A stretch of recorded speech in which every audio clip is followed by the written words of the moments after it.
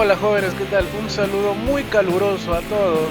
Vamos a comenzar de una vez con la clasecita. No te olvides que para iniciar con esto necesitamos realizar las preguntas que dejamos la semana pasada. Que la semana pasada fue de tejidos. Si no te acuerdas, por ahí tiene que estar el video en la parte inferior, que es la semana número 4. Tema bastante amplio, bastante bonito, bastantes datos y con eso podemos resolver esta parte de acá. ¿Ya? Comenzamos con las preguntas de una vez porque el tema es amplio y largo y necesitamos la mayor cantidad de tiempo para poder repetir los procesos y que quede todo claro. Entonces la pregunta número 1 de la semana pasada nos dice: las vías fisiológicas de los testículos se encargan de la producción de parte del líquido seminal que tiene como función la nutrición de los espermatozoides. Entonces nos damos cuenta que esa sustancia que se está liberando no va a la sangre, ¿no? El líquido seminal se sabe que no va a la sangre, va a través de todos los conductitos que tenemos en la parte interna del sistema reproductor masculino hasta que logre llegar en la cópula hasta una mujer. Entonces ahí estamos hablando que se liberan sustancias, sí, pero como no van a la sangre, hablamos de que es una parte exocrina. Nos menciona también la pregunta, pero además existen unas células en el intersticio adyacentes a los túbulos seminíferos, o sea, al costadito de los túbulos seminíferos hay unas células que se le conoce como las células de Leydig, que se van a encargar de la formación de la hormona esteroidea testosterona, ¿no? Te dice esteroidea porque es su naturaleza química, es una hormona lipídica, y como esa hormona va por la sangre. Si va por la sangre, ya hemos hablado de que tiene una función endocrina, ¿no? Si va a la sangre es endocrina y si no, es exocrino. ¿Cómo se llamaban aquellos órganos que tenían una función así combinada, endocrina y exocrina al mismo tiempo?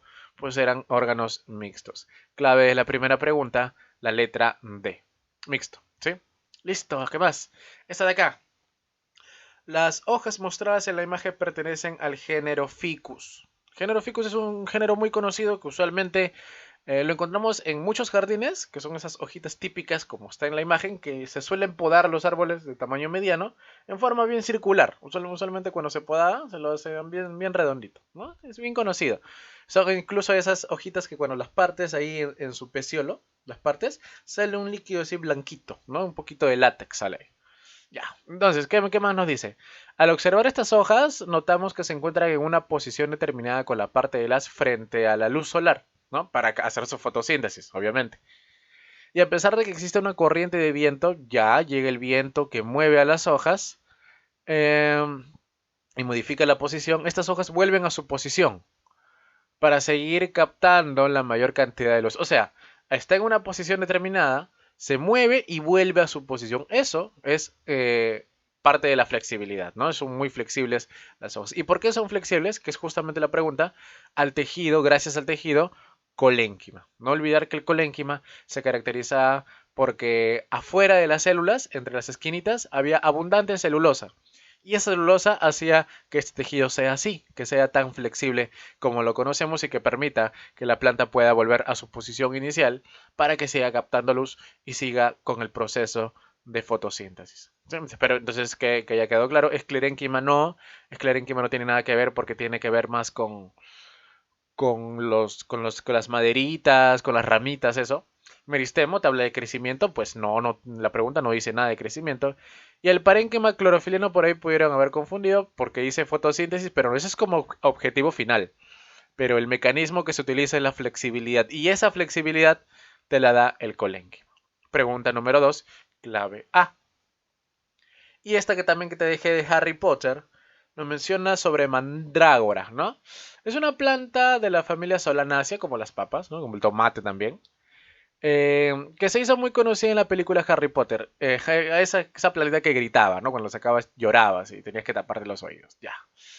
Es muy llamativa su forma en la raíz. Y sí, es que de verdad las mandrágoras, muchas de ellas, la raíz tiene forma humanoide, forma como si fuera un bebé, algo así, ¿no? Entonces, ¿por qué? Porque tiene un crecimiento hacia abajo, tiene un crecimiento que va yendo hacia la tierra. Ahí nos dice, esta forma está definida por su crecimiento longitudinal hacia la tierra. ¿Debido a qué tejido? Algunos podrían haber pensado que era parénquima de reserva, pero no. ¿Por qué? Si es cierto, tiene parénquima de reserva porque es una solanácea, es muy típico que ellos almacenen ahí en la raíz.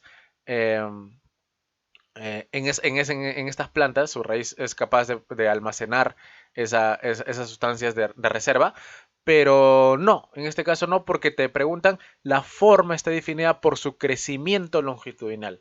Si te hablan del crecimiento longitudinal, estamos hablando del meristemo primario, ¿no? Crecimiento hacia arriba y hacia abajo. Clave de la tercera pregunta, la letra C. Y listo, ahora sí vamos a empezar con el tema de esta semana. Hoy día nos toca la parte de lo que es nutrición, que se puede dividir en fotosíntesis y respiración celular, y sistema respiratorio en animales, un poquito de intercambio de gases en plantas, y también sistema respiratorio humano, ¿no? Algo suavecito, sabes que este tema no suele venir mucho. Algunas aclaraciones acá. El tema es algo largo y hay un montón de nombrecitos raros, ¿no? Propio de la biología, nombres bastante pesaditos. Hemos realizado más adelante, vas a darte cuenta que hay una pequeña leyenda. ¿Ya? En esa leyenda yo te voy a mencionar qué significa cada una de esas cosas y mientras vamos desglosando la leyenda te voy a eh, comentar cómo suceden algunos procesos. Sería importante que esa parte la repitas varias veces para que se te quede, porque son varias cositas, ¿ya? Esa leyenda sí la tienen a la mano para poder entender los procesos más adelante que vamos a ir revisando, ¿ya? Te olvides que estamos en esta semana, la semana número 5, el tema es nutrición. Vamos a también entender por qué el sistema respiratorio entra en nutrición, ¿no? ¿Por qué? Pues porque el oxígeno es importante para la captación de energía, muy importante, para que se formen mayor cantidad de moléculas energéticas. De nuevo, muchas gracias a la Municipalidad de La Perla por hacer posible este video. Mi nombre es Josué Martínez de Biología en Evolución, así que arrancamos muchachos, arrancamos. Vamos a comenzar definiendo lo que es nutrición.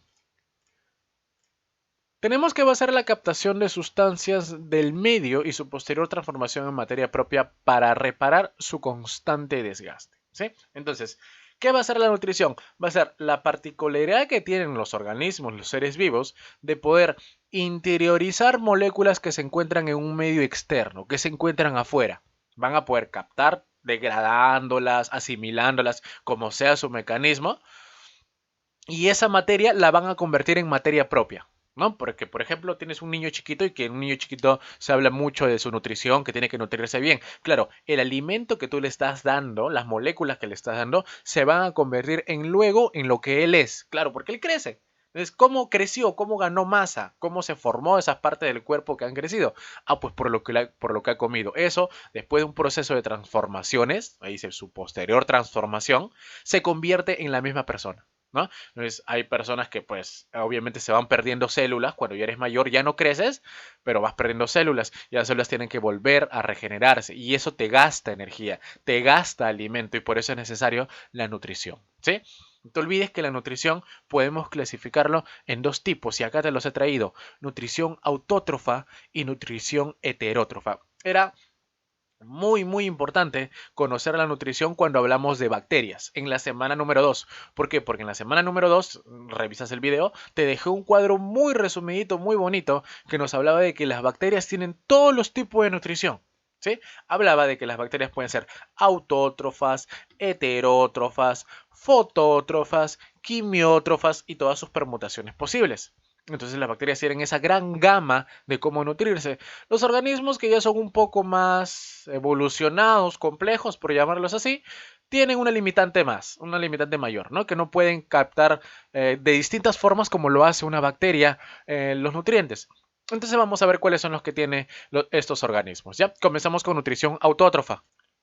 La nutrición autótrofa se caracterizaba porque iba a utilizar moléculas que iban a ser básicamente inorgánicas. A partir de esas moléculas inorgánicas se van a formar moléculas orgánicas, ¿ya? Entonces es un proceso que lo suelen hacer organismos que tienen esa capacidad de captar moléculas inorgánicas como el CO2. ¿Sí? Recuerda que cuando hablamos de organismos autótrofos eran que su fuente de carbono iba a ser el CO2, básicamente, no básicamente ellos.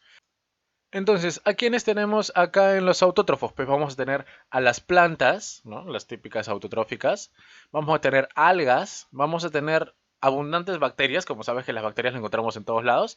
Y también vamos a tener a los protozoarios holofíticos. Si son capaces de hacer fotosíntesis, por ejemplo, tenemos allá la euglena por ahí, ¿no? Eso que es en una jugada ahí medio rarita de combinación, ¿ya? Entonces, ahí tenemos ellos anotando los ejemplos de quienes hacen los protozoarios holofíticos. Muy bien.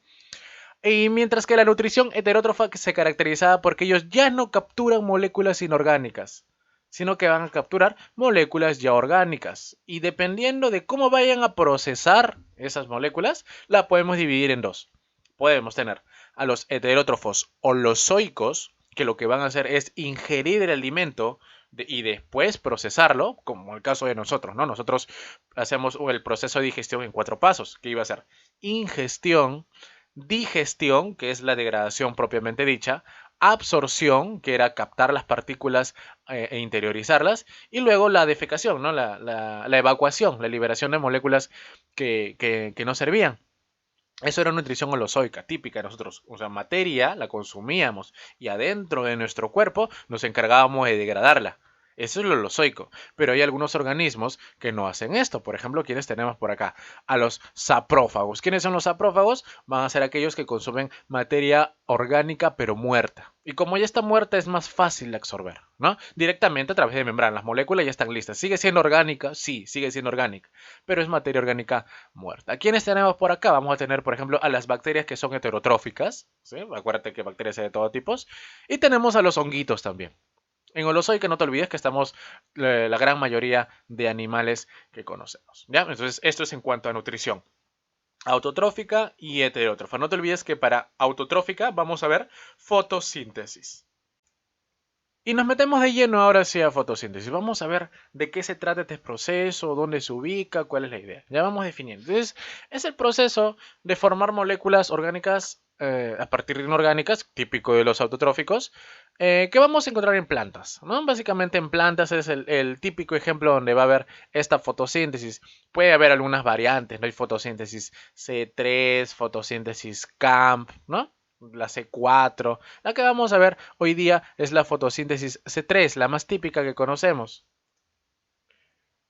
No te olvides que la C3 se caracteriza porque vamos a encontrar moléculas de 3 carbonos. ¿Sí? Cuando lleguemos a esa parte te voy a mencionar. Esta es la molécula de 3 carbonos y por eso la llamamos fotosíntesis C3. Hay otras que utilizan moléculas de 4 carbonos y, y dependiendo del metabolismo que pueda ocurrir, se puede hacer la fotosíntesis C4 normal o puede ser la fotosíntesis CAM, ¿no? El del mecanismo ácido de las crasuláceas. No nos vamos tanto para allá, ¿ya? Así que regresamos acá. Estamos en la fotosíntesis típica, la fotosíntesis C3. Entonces tenemos que ubicarnos en las partes de una planta. En el órgano fotosintético de una planta, que pues como sabes es la hoja, por excelencia va a ser la hoja. También se puede hacer con tallo, sí, ¿no? Si el tallo es herbáceo, si el tallo es verde, se puede hacer fotosíntesis. Pero estamos hablando en generalidades, ya tenemos acá a una hojita. Vamos a ver que la hoja tiene una parte que es por fuera, la parte de arriba, que se le va a conocer como el haz, acá lo traemos por acá, y la parte que está también por fuera, pero ahora por abajo, se le va a conocer como el embés. Ahí está detrás, ahí está, ese es el embés. Entonces, esas son las partecitas de la hoja, la parte de arriba el haz y la parte de abajo el embés. Vemos qué hay por acá. Vamos a hacer un pequeño cortecito histológico para ver qué es lo que encontramos. Pues encontramos un montón de capitas, un montón de células que vamos a ir detallando poco a poco. Como nos dimos cuenta, en la parte de arriba se encuentra el haz. ¿Qué tejido era? Debes recordar que era del tejido epidérmico, ¿no? El del tejido de protección, la epidermis. ¿Qué características tenían estas células? Eran células no muy grandes, células que carecían de cloroplastos y células que tenían la capacidad de liberar, de formar la cutícula, liberando a la cera cutina, ¿no? Entonces, para impermeabilizar a la hoja. Ahí tenemos al haz, ahí tenemos haz. ¿Qué más encontramos por acá? Pues abajo también va a haber parte de la epidermis, que es el embés. Pero ¿qué particularidad tenía el embés? Que ahí encontramos más estomas. ¿Sí? En el embés encontramos más estomas. Vamos a ver de qué trata esto. La parte del medio es la que me importa para esta clase. El mesófilo. El mesófilo de la hoja va a ser la parte media de las hojas, donde vamos a encontrar diferentes tejidos. El que me va a importar ver es el parénquima. Antes, no te olvides que acá en el embés tenemos unas celulitas que van a estar abriéndose y cerrándose. Es epidermis, es tejido verde. Deberías recordar que se llaman los estomas, ¿no? Y el estómago eran dos células en forma de riñón, riniformes, con un huequito en el medio que se llama ostiolo, y ahí ocurría el intercambio gaseoso. Entrada de CO2, salida de oxígeno en la forma más general, más habitual, como sueles conocerlo. Como te decía, en el mesófilo abundan los tejidos, pero yo quería enfocarme en uno. Obviamente, si quiero hablar de la fotosíntesis, tengo que hablar del tejido que se encarga de la fotosíntesis. ¿Cuál era? El parénquima clorofiliano. No lo ponemos por ahí, el parénquima, ¿sí? O clorénquima también se le puede llamar. No confundir con colénquima, es clorénquima, parénquima clorofiliano. ¿Por qué se caracterizaba el parénquima clorofiliano? Porque sus células eran muy abundantes en cloroplasto. Traemos por acá una de las células y la vemos. Entonces, vemos que es una célula vegetal. ¿Por qué? Porque tenía pared celular, tenía unas vacuolas grandes. Si es que no tenía dos vacuolas separadas, iba a tener una central grande, enorme, que tenía la capacidad de hacer fotosíntesis. ¿Y por qué hacía fotosíntesis? ¿Qué tenía? ¿Qué componente tenía? ¿Qué organela tenía en su citoplasma? Tenía a los cloroplastos, abundante cantidad de cloroplastos, muchísimos cloroplastos que iban a ser la organela encargada de la fotosíntesis, exactamente por la presencia del pigmento clorofila. Listo, ahí está, la célula. ¿Qué más encontramos en la célula? Entonces, ya vi la célula, ¿qué necesito ver? Ah, pues a la organela que se va a encargar de la fotosíntesis. Aquí tenemos acá al conocidísimo cloroplasto, el cloroplasto. Entonces vamos a ir viendo algunas partecitas del cloroplasto, ¿ya? Cloroplasto es una organela bimembranosa, típica de las organelas semiautónomas, ¿no? Así como la mitocondria, que la vamos a ver un poquito más adelante, se caracteriza porque tiene su ADN circular, tiene sus propios ribosomas, ¿no? Tiene sus dos membranas. Pero lo que me importa para la fotosíntesis es la ubicación. Vamos a dividirlo en dos partecitas. Vamos a mencionar más, un poquito más adelante, pero ahorita necesito que recuerdes dos partes del cloroplasto. El cloroplasto va a tener una matriz acuosa, una matriz donde va a haber agua, va a haber sales, va a haber enzimas, va a haber iones que le va a dar esa consistencia. A esa matriz le voy a llamar el estroma, el estroma. Mientras que también va a haber así como unas torrecitas que ves acá. Y esas torrecitas, cada torrecita se llama grana, ¿ya? Cada torrecita se va a llamar grana.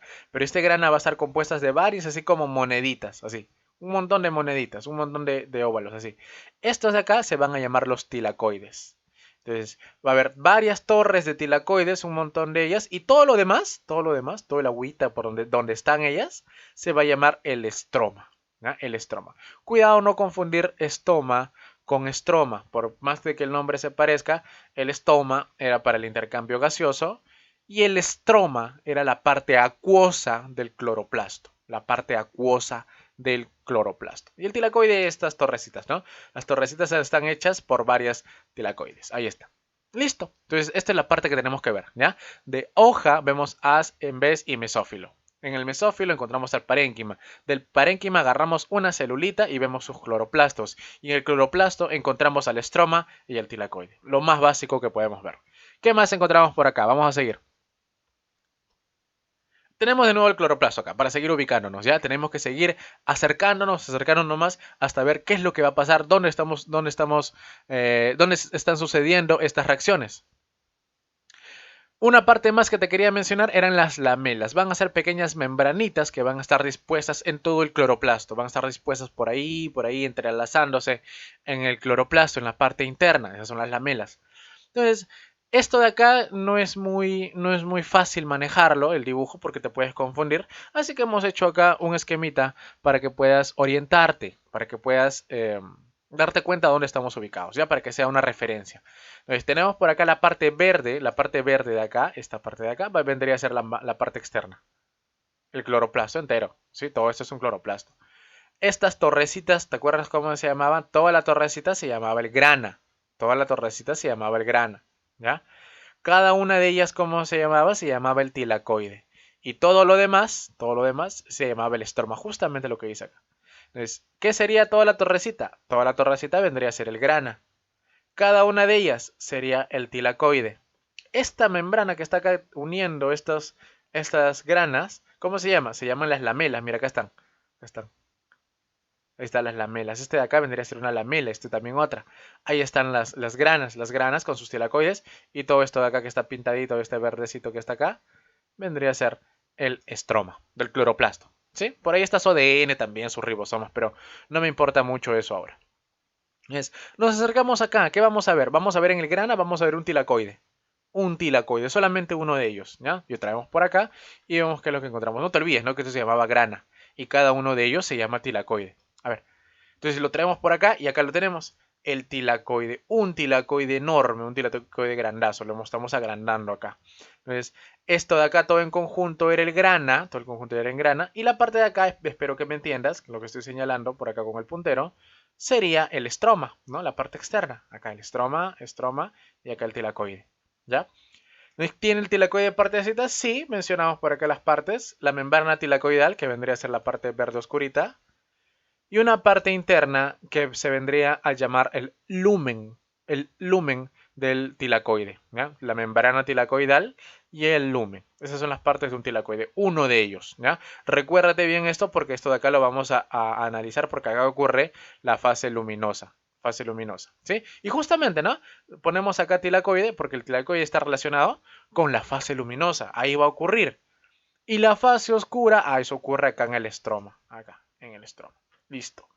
Si te preguntan, ¿qué ocurre acá? ¿Dónde estoy señalando? Acá fase oscura. Acá fase luminosa. Y así, vas jugando. Las dos reacciones se van complementando. Listo. Recuerda bien esto del estroma y recuerda bien esto del tilacoide, por favor, que ahorita arrancamos ya el proceso fisiológico de la fotosíntesis. Acá te traigo la lámina que te había comentado que vamos a hablar sobre la leyenda, ¿no? La leyenda de las moléculas que vamos a ir viendo, el significado de cada una de ellas, ¿ya? Es importante que esta diapositiva, que esta presentación, que esta lámina la tengas a la mano para poder entender los procesos más adelante, ¿no? Para que no te pierdas con los nombres. Voy a decir su nombre directamente cuando lleguemos a eso, pero acá ya lo tienes anotado, ¿ya? Solamente hemos puesto las imágenes, las figuritas en las demás diapositivas. A ver.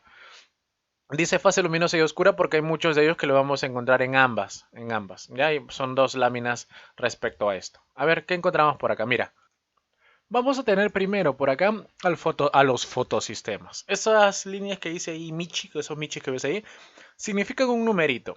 Ese numerito me va a representar la longitud de onda de la luz que puede captar el fotosistema, ¿ya? El fotosistema va a ser una unidad que encontramos en los tilacoides que son capaces de recibir la luz y liberar electrones. Es un fotosistema que tiene esa capacidad, que tiene esa propiedad que hace que al liberarse esos electrones, los procesos de la fase luminosa comiencen. Así que los fotosistemas van a ser como unas antenitas que van a recibir la luz. Oye, pero toda la luz, no. La luz que van a recibir va a depender mucho de la longitud de onda de luz. Y ahí está anotado el numerito que vas a encontrar ahí. Significa la longitud de onda que ellos son capaces de absorber. Queda claro. El oxígeno. Date cuenta que el oxígeno es un átomo, pero es un átomo que tiene valencia 6. Si su valencia es 6, para lograr el octeto le faltan 2. Entonces se forma un enlace con otro oxígeno. Por lo general va a pasar eso. Mira, si en una reacción se libera un oxígeno, un átomo de oxígeno, tú tienes que asumir que una reacción no solamente ocurre eso. Ocurren varias reacciones al mismo tiempo. O sea, nunca se va a liberar solamente un solo oxígeno. En una reacción sí, pero como ocurren varias veces, se liberan varios oxígenos. Y los oxígenos lo que van a hacer es al toque acoplarse a otro oxígeno, formando el típico O2 que conocemos, el oxígeno molecular, ¿ya? Entonces ahí tenemos un átomo, sí, pero date cuenta que por lo general no lo vas a encontrar así, lo vas a encontrar como O2, el oxígeno molecular, que es el que respiramos, ¿no? Acá tenemos al protón y lo juntamos con el electrón. Juntos, ambos me van a mostrar a quién me van a traer esto, a quién van a representar. Pues al hidrógeno, ¿ya? El hidrógeno se caracteriza porque tiene número de valencia, su número atómico es 1. Entonces posee un protón y un electrón, solamente uno de cada uno de ellos. Entonces, ¿esto qué va a hacer? Que el hidrógeno suele romperse. El hidrógeno suele romperse. Y cuando se rompe, entre comillas, es que está perdiendo un electrón. El hidrógeno pierde un electrón. Y el protón que se queda es un protón que tiene muy bajo peso y tiene mucha afinidad por el electrón. O sea, el protón es muy positivo. El electrón que se fue es muy negativo. ¿Qué va a hacer ese protón? Va corriendo a seguir al electrón. Lo sigue. Entonces, eso va a ser así. Siempre van a tener afinidad. El protón va a buscar al electrón. Siempre lo busca porque uno es positivo y el otro es negativo. Una vez que se juntan, una vez que se fusionan, se va a formar el hidrógeno. Porque es un protón de hidrógeno, ¿no? En este caso vamos a hablar, sí, hay muchos protones, pero en este caso hablamos exclusivamente del protón de hidrógeno. También se le puede llamar el hidrogenión, ¿ya? El protón de hidrógeno. Muy bien. Entonces, cada vez que tú veas un hidrógeno, el hidrógeno puede partirse en protón y en electrón. Queda así. Hay dos procesitos que tienes que recordar. El proceso de reducción y el proceso de oxidación. Reducción y oxidación. El redox típico, que van de la mano siempre. Reducción y oxidación van de la mano. ¿Por qué? Porque si uno se reduce, otra molécula se oxida. Si una molécula se oxida, otra molécula tiene que reducirse. ¿Y qué es esta cosa? Ganancia de hidrógenos. Para el caso de biología es ganancia de hidrógenos porque hemos visto que el protón se pega al electrón. En realidad sería ganancia de electrones, pero como ganas un electrón y el que se queda solito es el protón de hidrógeno, se pega, lo que te dije, se acercan. Entonces, reducción va a ser ganancia de electrones y por consecuencia ganancia de hidrógenos. O sea, ¿cómo vas a identificar una molécula que esté reducida? Porque tiene hidrógenos, así lo reconoces al toque. Y ahora, por el contrario, ¿cómo reconoces a una molécula que está oxidada? Porque le falta hidrógenos, no tiene. ¿Ya? En este caso no lo hemos puesto por acá, más adelante vas a darte cuenta que el hidrógeno lo hemos representado como una bolita blanca. O sea, esa bolita blanca se puede partir en lo que ves acá, que vendría a ser el protón y el electrón. Listo. Si no te quedó claro, repites esto así, ¿ya? Oxidación, perder hidrógenos, reducción, ganar hidrógenos. ¿Ya? Queda. Va a haber complejos enzimáticos que van a hacer posible el traspaso de electrones. Uno de ellos va a ser plastoquinona, otro va a ser plastocianina y otra va a ser ferredoxin NAT reductasa. Esos son los complejos por donde los electrones van a ir saltando, van a ir saliendo.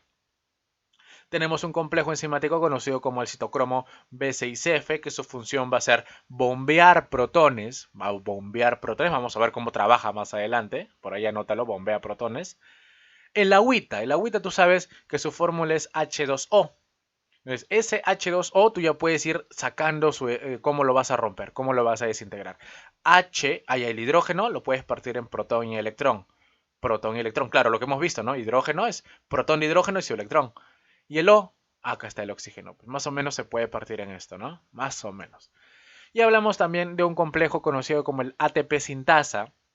No te olvides que los grupos de los complejos enzimáticos sintasa se caracterizan porque para formar algo, sint, no se gasta ATP, mientras que los que son sintetasa, que sí algunos complejos son sintetasa, ellos sí gastan ATP.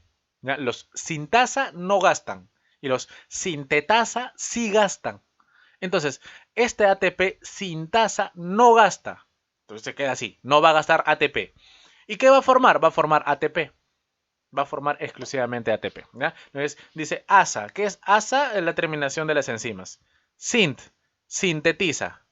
¿Y qué va a sintetizar? ATP. Entonces ATP sint ASA. Listo, queda el nombre. ¿Ya? Cuidadito con confundirlo con el otro nombre, por favor. La primera parte de la leyenda espero que haya quedado claro. Ya sabes, repites si algo no te quedó claro. Vamos con la segunda parte. Vamos a ver a la molécula del ATP. No te olvides que el adenosintrifosfato es un nucleótido. Es un nucleótido que tiene la base de adenina, tiene su ribosa y tiene sus 3 fosfato. Adenosintrifosfato. Hemos puesto en esta imagen solamente los 3 fosfato porque es la parte que me importa porque va a capturar la energía necesaria. ¿Ya? Listo. Vamos a tener también al ADP, que son pues, 2 fosfatos solamente, y el pi, fósforo inorgánico, el pi. ¿Ya? Entonces, ¿qué va a ser el fósforo inorgánico? Solamente un fosforito que se va a unir al ADP. Vamos mencionando uno de los procesos, que sería la unión del ADP con el pi.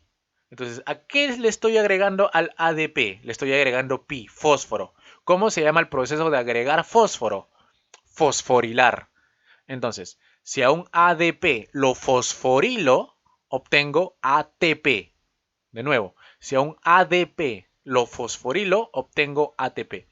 Para términos técnicos de esta clase, fosforilar va a significar formar ATP. Fosforilar significa formar ATP. Queda. Más abajo vemos al NADP reducido. ¿Sí? ¿Por qué dice reducido? Porque tiene acá el costadito, como te dije, lo que iba a representar al hidrógeno, que era esta bolita blanquita. También se le puede poner NADPH, ¿sí? O NADP reducido, o NADPH también se le puede llamar, ¿ya? Y este de acá es el NADP oxidado. O sea, ¿por qué está oxidado? Ah, porque no tiene esta bolita de acá, ¿no? Ponle acá mejor NADPH para que quede el más conocido. Su nombre es NADP reducido, ¿no? NADPH reducido también. Listo. Entonces, si tiene el hidrógeno, acá lo ves, está reducido.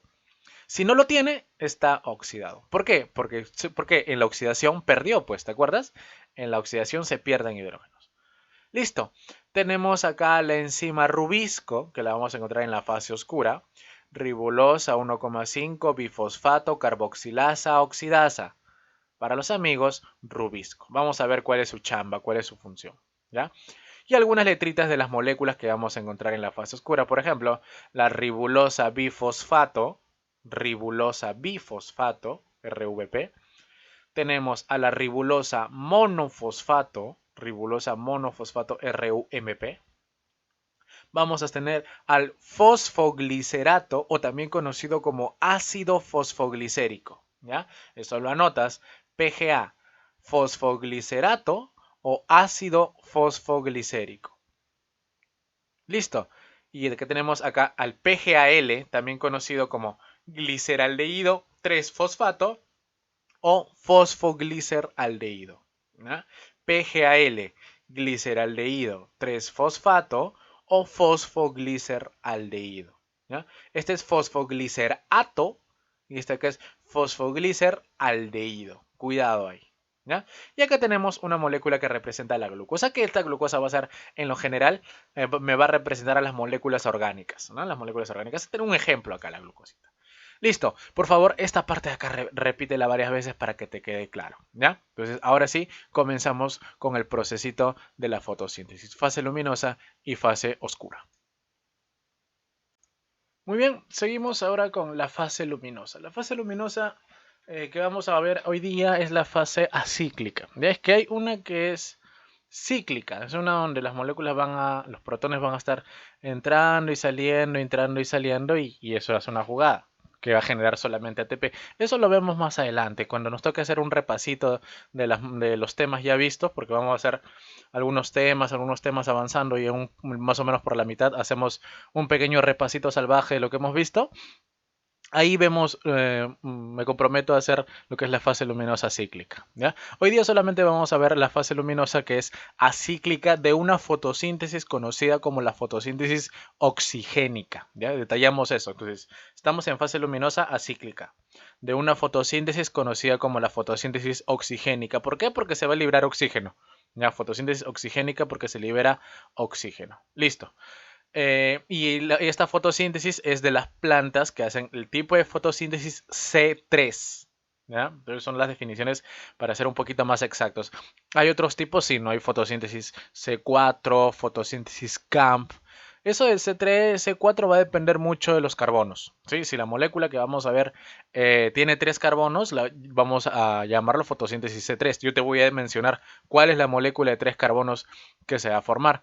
Si tienes 4, es las C4 y las CAM son otro mecanismo que hacen las plantas que no tienen una disponibilidad constante de agua, ¿no? Las crasuláceas se le llama el mecanismo ácido de las crasuláceas, pero no nos vayamos hasta allá. Ya vamos a enfocarnos en lo que es fase luminosa acíclica de una fotosíntesis oxigénica de una planta C3. A ver, ¿qué encontramos por acá? Vamos a ver algunos procesitos importantes de esto. Primero, mencionar la idea de la fase luminosa. Formar ATP, formar NAD reducido, NADP reducido y liberar oxígeno. Son sus productos. ¿Ya? No como objetivo, sino son sus productos. ¿Qué más? ¿Qué más? Van a iniciar el proceso de la fotosíntesis. Tiene que arrancar por la fase luminosa, en la fase fotodependiente. Y no te olvides que la fotosíntesis capta una gran importancia ecológica por ser el primer nivel en la cadena trófica. El primer nivel en la cadena trófica. Son los que forman el alimento y los demás animales, los demás consumidores ya pueden obtenerlo luego, ¿no? De la ingesta de estos organismos autótrofos. Muy bien, comenzamos. Entonces tenemos acá, no te olvides, un tilacoide grande, la membrana del tilacoide. Acá tenemos al lumen del tilacoide. Acá tenemos al fotosistema 2, 680. Acá tenemos al plastoquinona. Acá vamos a tener al citocromo B6F. Acá tenemos a plastocianina. Acá tenemos al fotosistema 1, 700. Y acá tenemos al ferredoxin NAT reductasa. ¿Ya? Acá vamos a tener una molécula de NAT oxidado, NADP oxidado. Y acá tenemos ADP y tenemos Pi, fósforo inorgánico. Y acá el complejo enzimático ATP sintasa. Eso queda. Ya, eso es. Que no te quedó claro, le metes una repetida más. Listo, entonces comenzamos con el proceso. Acá tenemos los 4 eventos que ocurren en la fase luminosa: fotoexcitación, fotoreducción, fotólisis y fotofosforilación. El primer evento se le conoce como la fotoexcitación. ¿Quién se va a excitar? La clorofila. ¿Qué va a pasar? La luz va a llegar al fotosistema. ¿A qué fotosistema? A los dos en realidad, pero vamos a comenzar por el fotosistema 1. La luz llega al fotosistema 1 y lo golpea. Al llegar al fotosistema 1 y golpear a la clorofila que está dentro, este fotosistema va a liberar un electrón. Un electrón de ellos se va a ir por la ferredoxina y al final va a llegar al NAT oxidado. Como sabes, cuando una molécula gana electrones, también va a ganar hidrógenos, protones de hidrógenos. Entonces, ahora se va a convertir en NAT reducido. Ahí está con su pelotita blanquita. Ya es NADPH, ahora sí. Ahora es NADPH porque tiene esa pelotita blanca. ¿Ya? NADPH. Listo. Entonces, ¿qué pasó? ¿Quién se redujo? Se redujo el NADP. Entonces, el primer evento te menciona fotoexcitación de la clorofila. Llega la luz, golpea la clorofila, libera el electrón. También se le puede llamar fotooxidación, ¿no? Porque el fotosistema 1 se oxida, pierde un electrón. Y si él se oxida, ¿quién se reduce? El NADP. ¿Y se reduce hasta qué? Hasta NADPH. NADP reducido. Aquel primer evento, fotoexcitación, perdón. Fotoexcitación de la clorofila. Segundo, fotorreducción. ¿Quién se reduce? El NADP. Listo, seguimos. Pasa que como el fotosistema 1 se ha oxidado, ha perdido electrones y no puede perderlos siempre. Necesita recuperarlos de un punto. ¿De dónde los va a recuperar? Del fotosistema 2. Entonces va a llegar también luz, llega por acá parte de la fotoexcitación, golpea el fotosistema 2, se libera un electrón y el electrón va a pasar por toda la cadena transportadora. Mira, va a pasar por acá, pero cuando pase por el citocromo B6F va a ser un paso largo. Va a atravesarlo por completo. Vamos a ver por qué es importante esto. Ya, mira, seguimos al electrón, mira cómo es el electrón. Pasa por acá, y luego llega el fotosistema 1. El fotosistema 1 recupera el electrón, se reduce, se oxidó y se redujo. Queda estable, tranquilito. Pero como te dije, el electrón pasa por el citocromo B6F y da un paso largo. ¿Por qué es importante esto? Porque como te había mencionado en las definiciones de la leyenda, el citocromo B6F bombea hidrógenos, bombea protones. va a bombear los protones, pero no los bombea así porque sí, utiliza al electrón que pasa a través de él para poder bombear a los protones. Mira, entonces el electrón que hemos visto hace ratito, que hemos visto acá, que hacía esto, mira, mira, hacía esto, cuando utilice esa energía, cuando pasa por ahí el electrón, el citocromo lo que va a hacer es agarrar a un protón de hidrógeno que está afuera y lo va a interiorizar. Lo va a meter dentro del tilacoide. Lo va a meter al lumen del tilacoide. ¿Ya? Entonces pasa el electrón por acá y el protón se mete. Listo. ¿Quién está en déficit? ¿Quién está en descompensación? El fotosistema 2. ¿Por qué? Porque él ha llegado a la luz y se ha oxidado, se ha excitado, ¿no? Se ha excitado y se ha oxidado. Al perder el electrón, ¿qué tiene que hacer? Tiene que recuperarlo. ¿Y de dónde lo vamos a recuperar? Lo vamos a recuperar del agua. Fotólisis del agua. La molécula del agua, como ya te había explicado, se puede partir. ¿Se puede partir en qué? Se puede partir en protones, se puede partir en electrones y se puede partir en oxígeno. ¿Ya?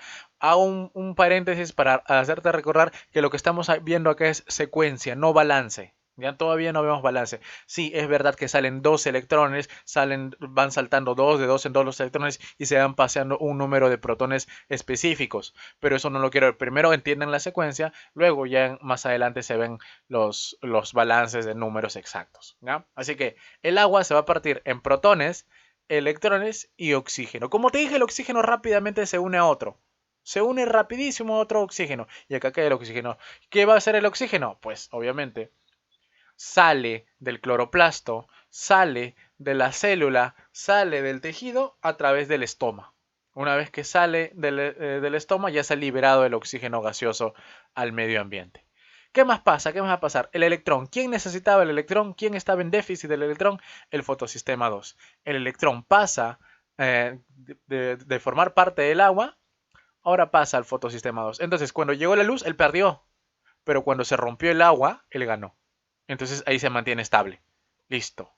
Y el protón, ya por el mismo bombeo, por todo lo que te he explicado, el protón termina dentro del lumen del tilacoide. Listo. ¿Qué va a pasar? Como te digo, esta reacción ocurre muchas veces. Más agua se rompe, más electrones saltan por acá, y si los electrones pasan por acá, luego pasan por acá, al momento que llegan acá, tienen que pasar por el citocromo B6F. El citocromo, ¿qué es lo que va a hacer? Va a agarrar más protones y los va a seguir metiendo, va a seguir bombeando, va a seguir metiendo más y más electrones. Protones, perdón. Va a seguir metiendo y metiendo protones. Una vez que meta tantos protones, ¿qué va a suceder? Todo el lumen se va a cargar de protones. Los protones tienen carga positiva y al tener carga positiva se van a repeler entre ellos. Entonces, si hay muchos en un lado y todos son positivos, pues se va a formar la gradiente electroquímica. Esta gradiente, ¿por qué se va a caracterizar? Porque todos los protones de hidrógeno que vemos acá adentro, van a querer salir disparados. Pero van a poder salir por acá no, por acá menos, nada, entonces un solo paso. Van a tener que salir por el complejo enzimático ATP sintasa. Mira, este protón que está acá sale por la ATP sintasa. Una vez que sale por la ATP sintasa, ¿qué va a suceder? La ATP sintasa va a girar sus astas, va a girar y va a almacenar energía. Va a generar energía a partir de la energía cinética, ¿no? Entonces, este protoncito que ha pasado por acá ha hecho que la ATP sintasa gire y genere energía. ¿Y esa energía dónde se va a captar? ¿Dónde se va a guardar? En un enlace entre el ADP y el pi, formando ¿qué cosa? Al final, ATP. ¿Y cómo se llamaba el proceso de formar ATP? Fosforilar. El nombre completo, fotofosforilación. Fotofosforilación. Todo en foto porque estamos en fase luminosa. ¿Ya? Entonces, repetimos rápidamente. Llega la luz al fotosistema 1. Llega la luz por acá. Lo excita. El fotosistema 1 pierde un electrón y reduce al final a la molécula del NADP, convirtiéndola en NADPH, ocurriendo la fotorreducción. El fotosistema 1 perdió un electrón, tiene que recuperarlo. ¿De dónde lo recupera? Del fotosistema 2. El fotosistema 2 llega a la luz, lo golpea, pierde un electrón, pasa por la cadena transportadora de electrones, por el citocromo, y llega al 1. El electrón, al pasar por el citocromo, bombea un protón. El protón llega al lumen, se instala en el lumen. ¿Y qué más va a pasar? La molécula del agua. ¿Por qué? Porque el fotosistema 2 está perdiendo electrones, necesita recuperarlos. Esta molécula de acá se rompe y se convierte en protones, electrones y oxígeno. El oxígeno al ambiente, se libera, sale a través de los estomas. El electrón va al fotosistema 2, que era el que lo necesitaba, y llega por acá. Se acabó.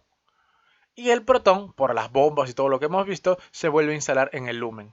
Tantas veces ocurre este proceso, tantas veces se repite, tantas moléculas de agua pasan, tantas veces se excita y se reduce las moléculas de NAD, que esto va a acumular un montón de protones de hidrógeno acá adentro, en el lumen, un montón, un montón.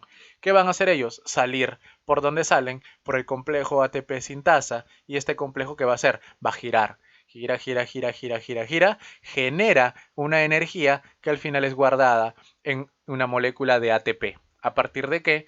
Del ADP y el pi. Fotofosforilación. Los 4 eventos de la fase luminosa. Listo. ¿Alguna duda? Lo pones en los comentarios o si no, repites el video. Tú mismo eres, ¿ya? Voy a estar leyendo por ahí. Vamos con la fase oscura, ¿ya? La fase oscura. A ver, no olvidar que este ciclo también se le conoce como el ciclo de Calvin-Benson. Para empezar, necesitamos unas moléculas que sean parte de los glúcidos, que es conocida como la ribulosa monofosfato, la que hemos visto. La ribulosa es una molécula de 5 carbonos y pues por el mismo nombre dice que va a tener un grupo fosfato en uno de ellos. Ribulosa monofosfato, la tenemos ahí. Yo necesito esa ribulosa monofosfato activarla. Y para poder activarla voy a necesitar utilizar moléculas que tengan energía y que tengan un grupo fosfato para convertirla en un bifosfato. Entonces, ¿qué molécula tiene energía y tiene fosfato que haya formado en la fase luminosa? Pues obviamente el ATP. El ATP va a venir en esta etapa, va a dejar el grupo fosfato, por favor, ahí atentos, dejar el grupo fosfato e irse como ADP. Se va como adenosin difosfato. Llegó como trifosfato y se va como difosfato. Deja la energía, deja el fosfato y ahora se convierte en la molécula en una ribulosa bifosfato. Ya tiene su grupo fosfatito ahí. Ya está activado, listo. Esta molécula, como dice su nombre completo, que es ribulosa 1,5 bifosfato, el 1,5 significa pues que tiene los grupos fosfato en el carbono 1 y en el 5. Ahí está. Esa ribulosa tiene una enzima específica, la cual trabaja con ella, que se le va a conocer como la enzima rubisco. Y estamos en la etapa de fijación. Y rubisco se va a encargar de eso, de la fijación. ¿Fijación de quién? Fijación del CO2. Ahí está el CO2. El carbono con sus dos bolitas rojas, el CO2. Nos enfocamos básicamente en el número de carbonos. La ribulosa bifosfato tiene 5. Y Rubisco trajo un CO2 que tiene 1. Entonces, 5 y 1 se va a formar una molécula de 6 carbonos. Su nombre no tiene un nombre exacto, le ponemos hexosa, una hexosa inestable que se va a romper rápidamente. ¿Ya? Como te digo, es una hexosa que se rompe y por eso no tiene un nombre definido. Entonces la rompemos. Si tiene 6 carbonos, se van a formar 2 moléculas de 3 carbonos cada uno de ellos. A ver, tenemos ahora el PGA. Entonces, ¿te acuerdas que te dije que se llamaba fotosíntesis C3? Porque se formaba molécula de 3 carbonos. Tenemos acá al PGA. Su nombre, fosfoglicerato o ácido fosfoglicérico. Tenemos que recordar algo, que el CO2 que está entrando tiene carbono y oxígeno. CO, ¿no? El CO2, listo. Pero pasa que las moléculas orgánicas se caracterizan porque tienen CHO. Los hidrógenos son esenciales para las moléculas orgánicas. Tenemos pues los aminoácidos con hidrógenos. Tenemos los glúcidos con hidrógenos. Tenemos en los ácidos grasos, los triglicéridos tienen un alcohol y el alcohol tiene hidrógenos. Entonces, esas moléculas necesitan hidrógenos. Necesitamos una molécula que tenga hidrógenos, Pero antes de eso, este PGA también tenemos que activarlo. Tenemos que activarlo al toque. Al fosfoglicerato tenemos que activarlo. ¿Y quién venía a activarlo? Otro ATP. También viene como ATP y se va como ADP, como difosfato. ¿Y en qué va a convertir esto? Va a convertir... son dos en realidad, ¿no? Pero estamos trabajando ahora con una, solamente con una, para entender esto, para que no ocupe mucho espacio, para que no se mareen. esta molécula de acá, su nombre es muy deducible. Se va a llamar el bifosfoglicerato. El de arriba se llamaba fosfoglicerato y este que está saliendo acá se va a llamar el bifosfoglicerato. ¿Por qué? Porque tiene un fósforo unido. ¿Un fósforo de dónde? Vino del ATP, pues. Listo. Este bifosfoglicerato ya está listo para el proceso de reducción. Ya estamos en la etapa azul. O sea, ¿qué le va a pasar? Él va a ganar hidrógenos, pues, porque estamos en la etapa de reducción. ¿Quién va a venir? Va a venir la molécula del NADPH, el NADP reducido, va a dejar el hidrógeno, va a dejar la bolita blanca y va a convertirlo ¿en qué? En PGAL, fosfogliceraldehído. Y los aldehídos tenían un grupo funcional CHO, porque ya tiene el hidrógeno, pues. ¿Sí? Ya tiene hidrógenos, ya tiene forma de molécula orgánica. ¿Sí? Ya tiene esos hidrógenos. Además, no te olvides que un grupo fosfato también se pierde. Acá está, ¿no? Vemos por acá que viene el NADP reducido, el NADPH, y se va como NADP oxidado, así nomás, y también se va un grupo fosfato. Listo. Entonces, este pi con este ADP se van de nuevo a la fase luminosa al volver a convertirse en ATP. Listo. Y este fosfogliceraldehído va a ser la molécula primordial, importantísima, importantísima, para que se formen las demás moléculas orgánicas, ¿no? Por ejemplo, la glucosa. Y bueno, depende, ¿no? Puede formar también aminoácidos, puede formar al glicerol para formar los ácidos grasos, tiene muchas rutas metabólicas, puede tomar también las pentosas fosfato, un montón de rutas que pueden existir para el fosfogliceraldehído. Ya tenemos esa molécula a partir de la fase oscura, ¿no? Entonces, si hacemos un cálculo, un balance rapidito de estas moléculas que tenemos, todo tenemos que multiplicarlo por 6. Si queremos formar una glucosa, todo por 6. ¿Ya? Entonces, no vas a tener una ribosa monofosfato, vas a tener 6. Entonces, si tiene 5 carbonos cada una de ellas, va a tener ¿cuánto? 5 por 6, 30. 30 carbonos. ¿Ya? Entonces, ¿en qué se va a convertir? Va a venir 6 ATP y se va como 6 ADP. Se va a convertir en 6 ribosa bifosfato. 6 mono se convierten en 6 bi. Ah, porque vienen 6 ATP, pues. Entonces ya tiene 6. Y número de carbonos, 5 por 6, 30. Igualito. Viene Rubisco. Capta el CO2. ¿Cuánto CO2? 6. Entonces, ¿cuántos carbonos tienen 6 CO2? Tienen 6, pues porque cada uno tiene 1. Entonces, 6 más 30, 36, que van a estar acá distribuidos en las hexosas. Entonces, ¿cuántas hay? ¿Cuántas hexosas hay? 6 hexosas de 6 carbonos. 6 por 6, 36. Listo.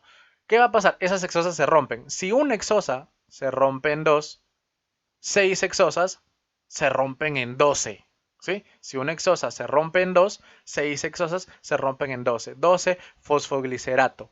Estos de acá siguen conteniendo los 36 carbonos, ¿no? Porque es 12 por 3 carbonos cada uno, 12 por 3, 36. Vienen más moléculas de ATP, 12 ATPs ahora, 12.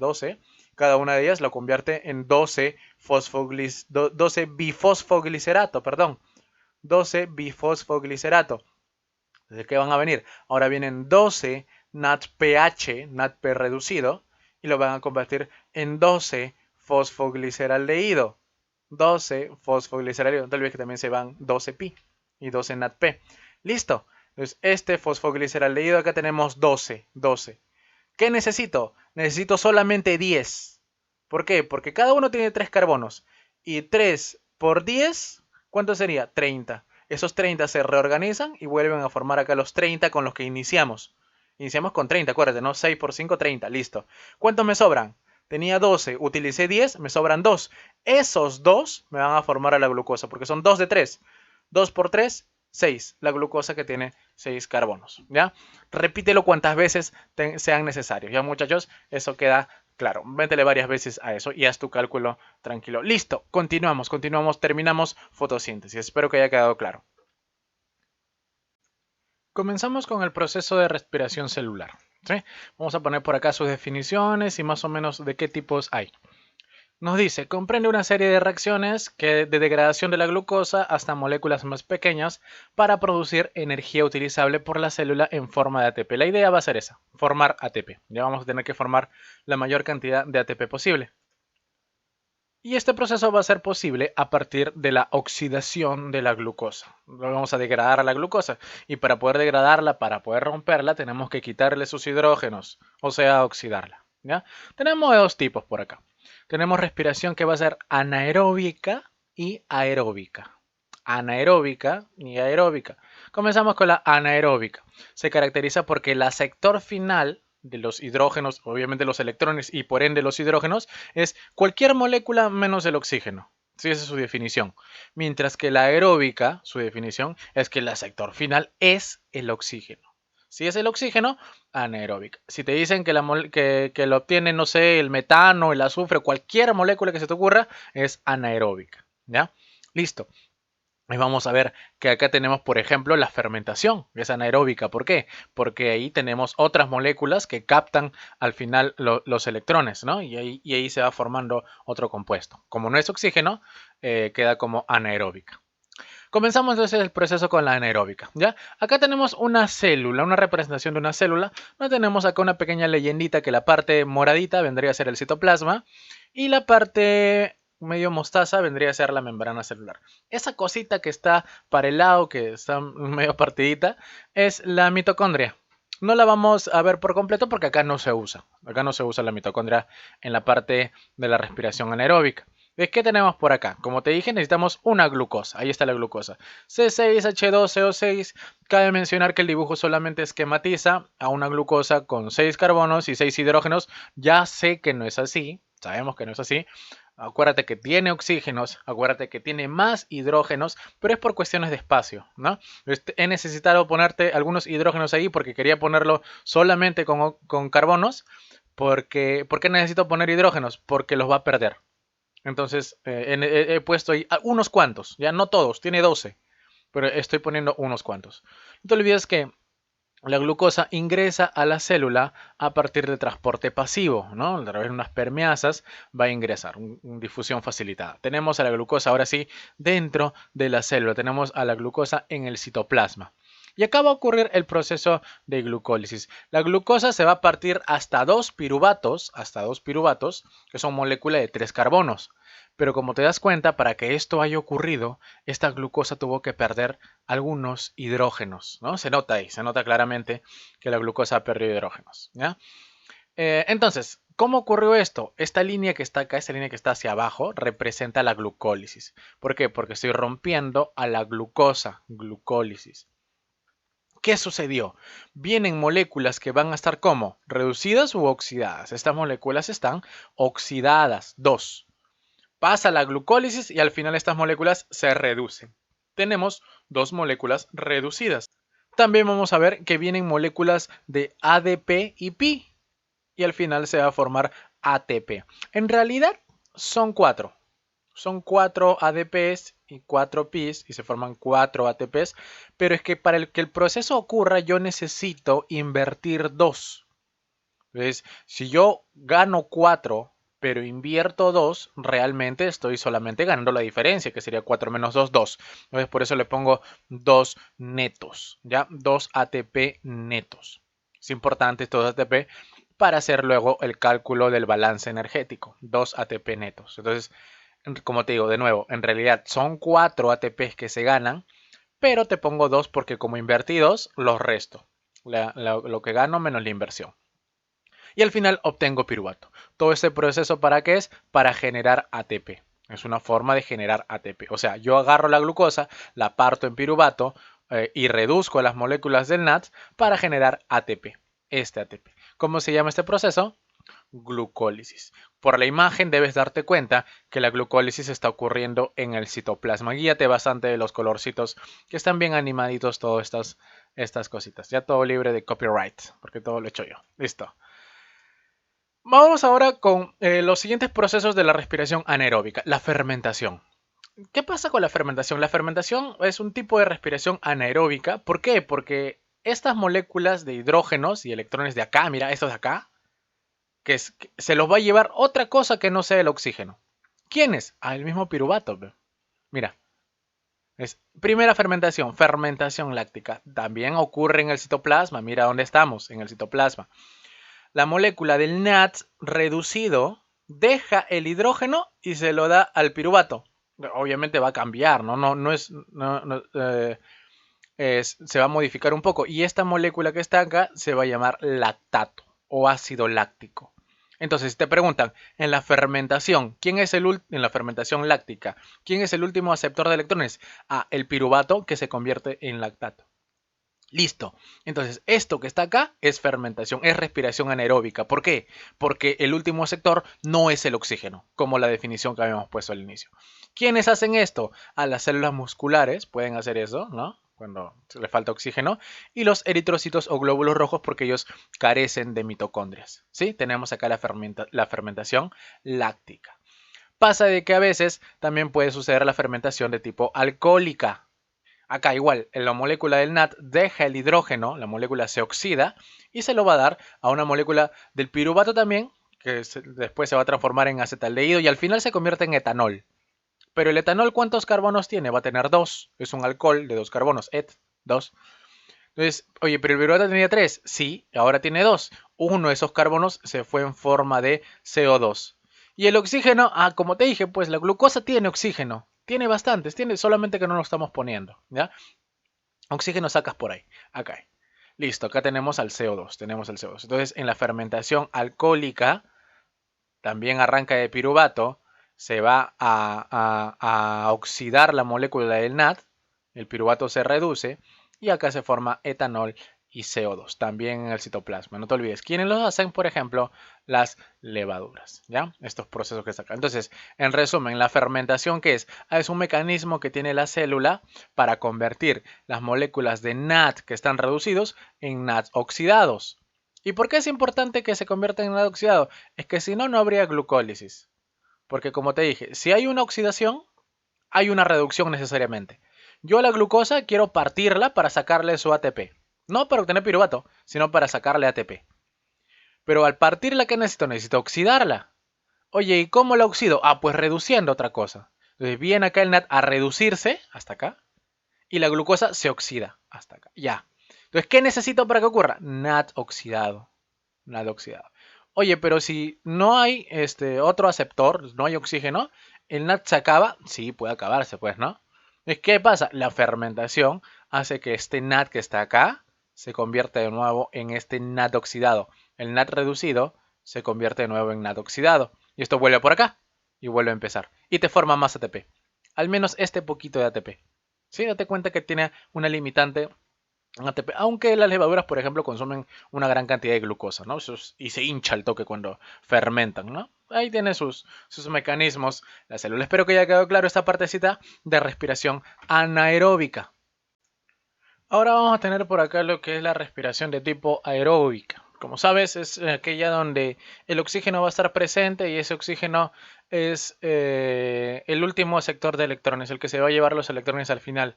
Hace rato hemos visto qué moléculas se llevaban los electrones, ahora vamos a tener al oxígeno presente y él va a ser posible que más de la glucosa se siga oxidando, porque como él se reduce, la glucosa va a poder oxidarse. Va a haber varios intermediarios, pero la idea es esa. Tenemos un fondo acá en esta presentación un poquito más morado porque estamos dentro de la célula. ¿Te acuerdas del fondo anterior? Entonces, acá había una mitocondria. Entonces, la mitocondria que la hemos puesto en la esquinita para que no te olvides que es ella. Pero si le hacemos un pequeño zoom, vamos a encontrar algo así. Recordamos algunas partecitas de esta mitocondria, ¿ya? Primero, este que está en rojo oscuro, la membrana externa. La membrana externa. Acá está, la membrana externa. Esto que está en rosadito claro, el espacio intermembrana. El espacio intermembrana. ¿Sí? Esto que está en rojo oscuro también, la membrana interna. La membrana interna. Pero la membrana interna, como te das cuenta, tiene un montón de pliegues. A esos pliegues los voy a llamar crestas. Crestas mitocondriales. ¿Ya? Listo. Y a la parte amarillita va a ser la matriz mitocondrial o también a veces conocida como mitosol. ¿Ya? Entonces, de nuevo, membrana externa, espacio intermembrana, membrana interna con crestas, matriz mitocondrial. Entonces, también hay unas cositas más importantes acá en esto. ¿Cuáles van a ser? Vamos a ver que en la membrana externa, fuera de la mitocondria, va a haber unas proteínas que van a servir de lanzaderas. La que está ahí está con su nombrecito, ¿no? Malato aspartato en rojo y en azulito la glicerol fosfato. Y también vamos a ver que en las crestas, en la membrana interna, va a haber una serie de proteínas que van a representar a la cadena transportadora, la cadena respiratoria, cadena transportadora de electrones también. Eso lo vemos en la siguiente diapositiva más a detalle. ¿Ya? Ahí tengo que hacer un poquito más de hincapié. Entonces, ¿de qué partimos? De que asumimos de que la glucólisis ya ocurrió. Entonces, ¿qué tenemos acá? De que ya tenemos el piruvato. No te olvides los productos, no te olvides. Era piruvato, era 2 ATP netos. ¿Y qué más? También había moléculas reducidas, habían 2 NAT. Pero la conversión de las moléculas de NAT reducido, hasta ATP, que es lo que quiero, no ocurre afuera de la mitocondria, ocurre dentro. Entonces tengo que agarrar a ese NAT, o al menos a sus hidrógenos, y pasarlos adentro de la mitocondria. ¿Cómo lo voy a hacer? Ah, con esas rojito y azulito que están ahí, que se llaman lanzaderas. Entonces, ese NAT que está ahí hace esto. Puede entrar por el rojito o puede entrar por el azulito. En realidad entra solamente el hidrógeno, pero es más o menos para que puedas entrar. Ahora, dependiendo si entra rojito o dependiendo si entra como azulito, ahí va a cambiar su equivalencia. Ya ahí va a cambiar su equivalencia. ¿Qué más? ¿Qué más? Vamos a ir. Y eso lo dejamos ahí para que quede pendiente. ¿Ya? Esos 2 NATs que se formaron en la glucólisis pueden entrar de 2 maneras distintas. Luego vemos cuáles son. Pasa que el piruvato va a entrar a la mitocondria y se va a instalar en la matriz. Ahí está, el piruvatito, mira, está más chiquito. No se ha achicado, no sé, es para que entre ahí, por las crestas. ¿Qué vamos a hacer? Vamos a descarboxilarlo. Vamos a oxidarlo y vamos a descarboxilarlo. O sea, se le conoce como la descarboxilación oxidativa. ¿Qué es eso? Oxidación es hacerlo perder hidrógenos y descarboxilación es hacerlo perder carbonos. ¿Qué va a perder? Va a perder hidrógenos. ¿Y el hidrógeno cómo se va? Se va en forma de NAT, pues. Este NAT que va a estar reducido. Acá está, se nota clarito, reducido. Entonces pierde un hidrógeno. ¿Qué más? ¿Qué más pierde? Te dije que va a perder un carbono. Y el carbono, el que se pierde, se va en forma de CO2. Mira, se va en forma de CO2 y se va. Y eso es lo que nosotros exhalamos, pues, ¿no? Liberamos ese CO2 que se produce en la matriz. Y acá tenemos a esta molécula. Entonces, esta molécula de piruvato tenía 3. Perdió un carbono que se fue en forma de CO2. Ahora te queda una molécula de 2 carbonos.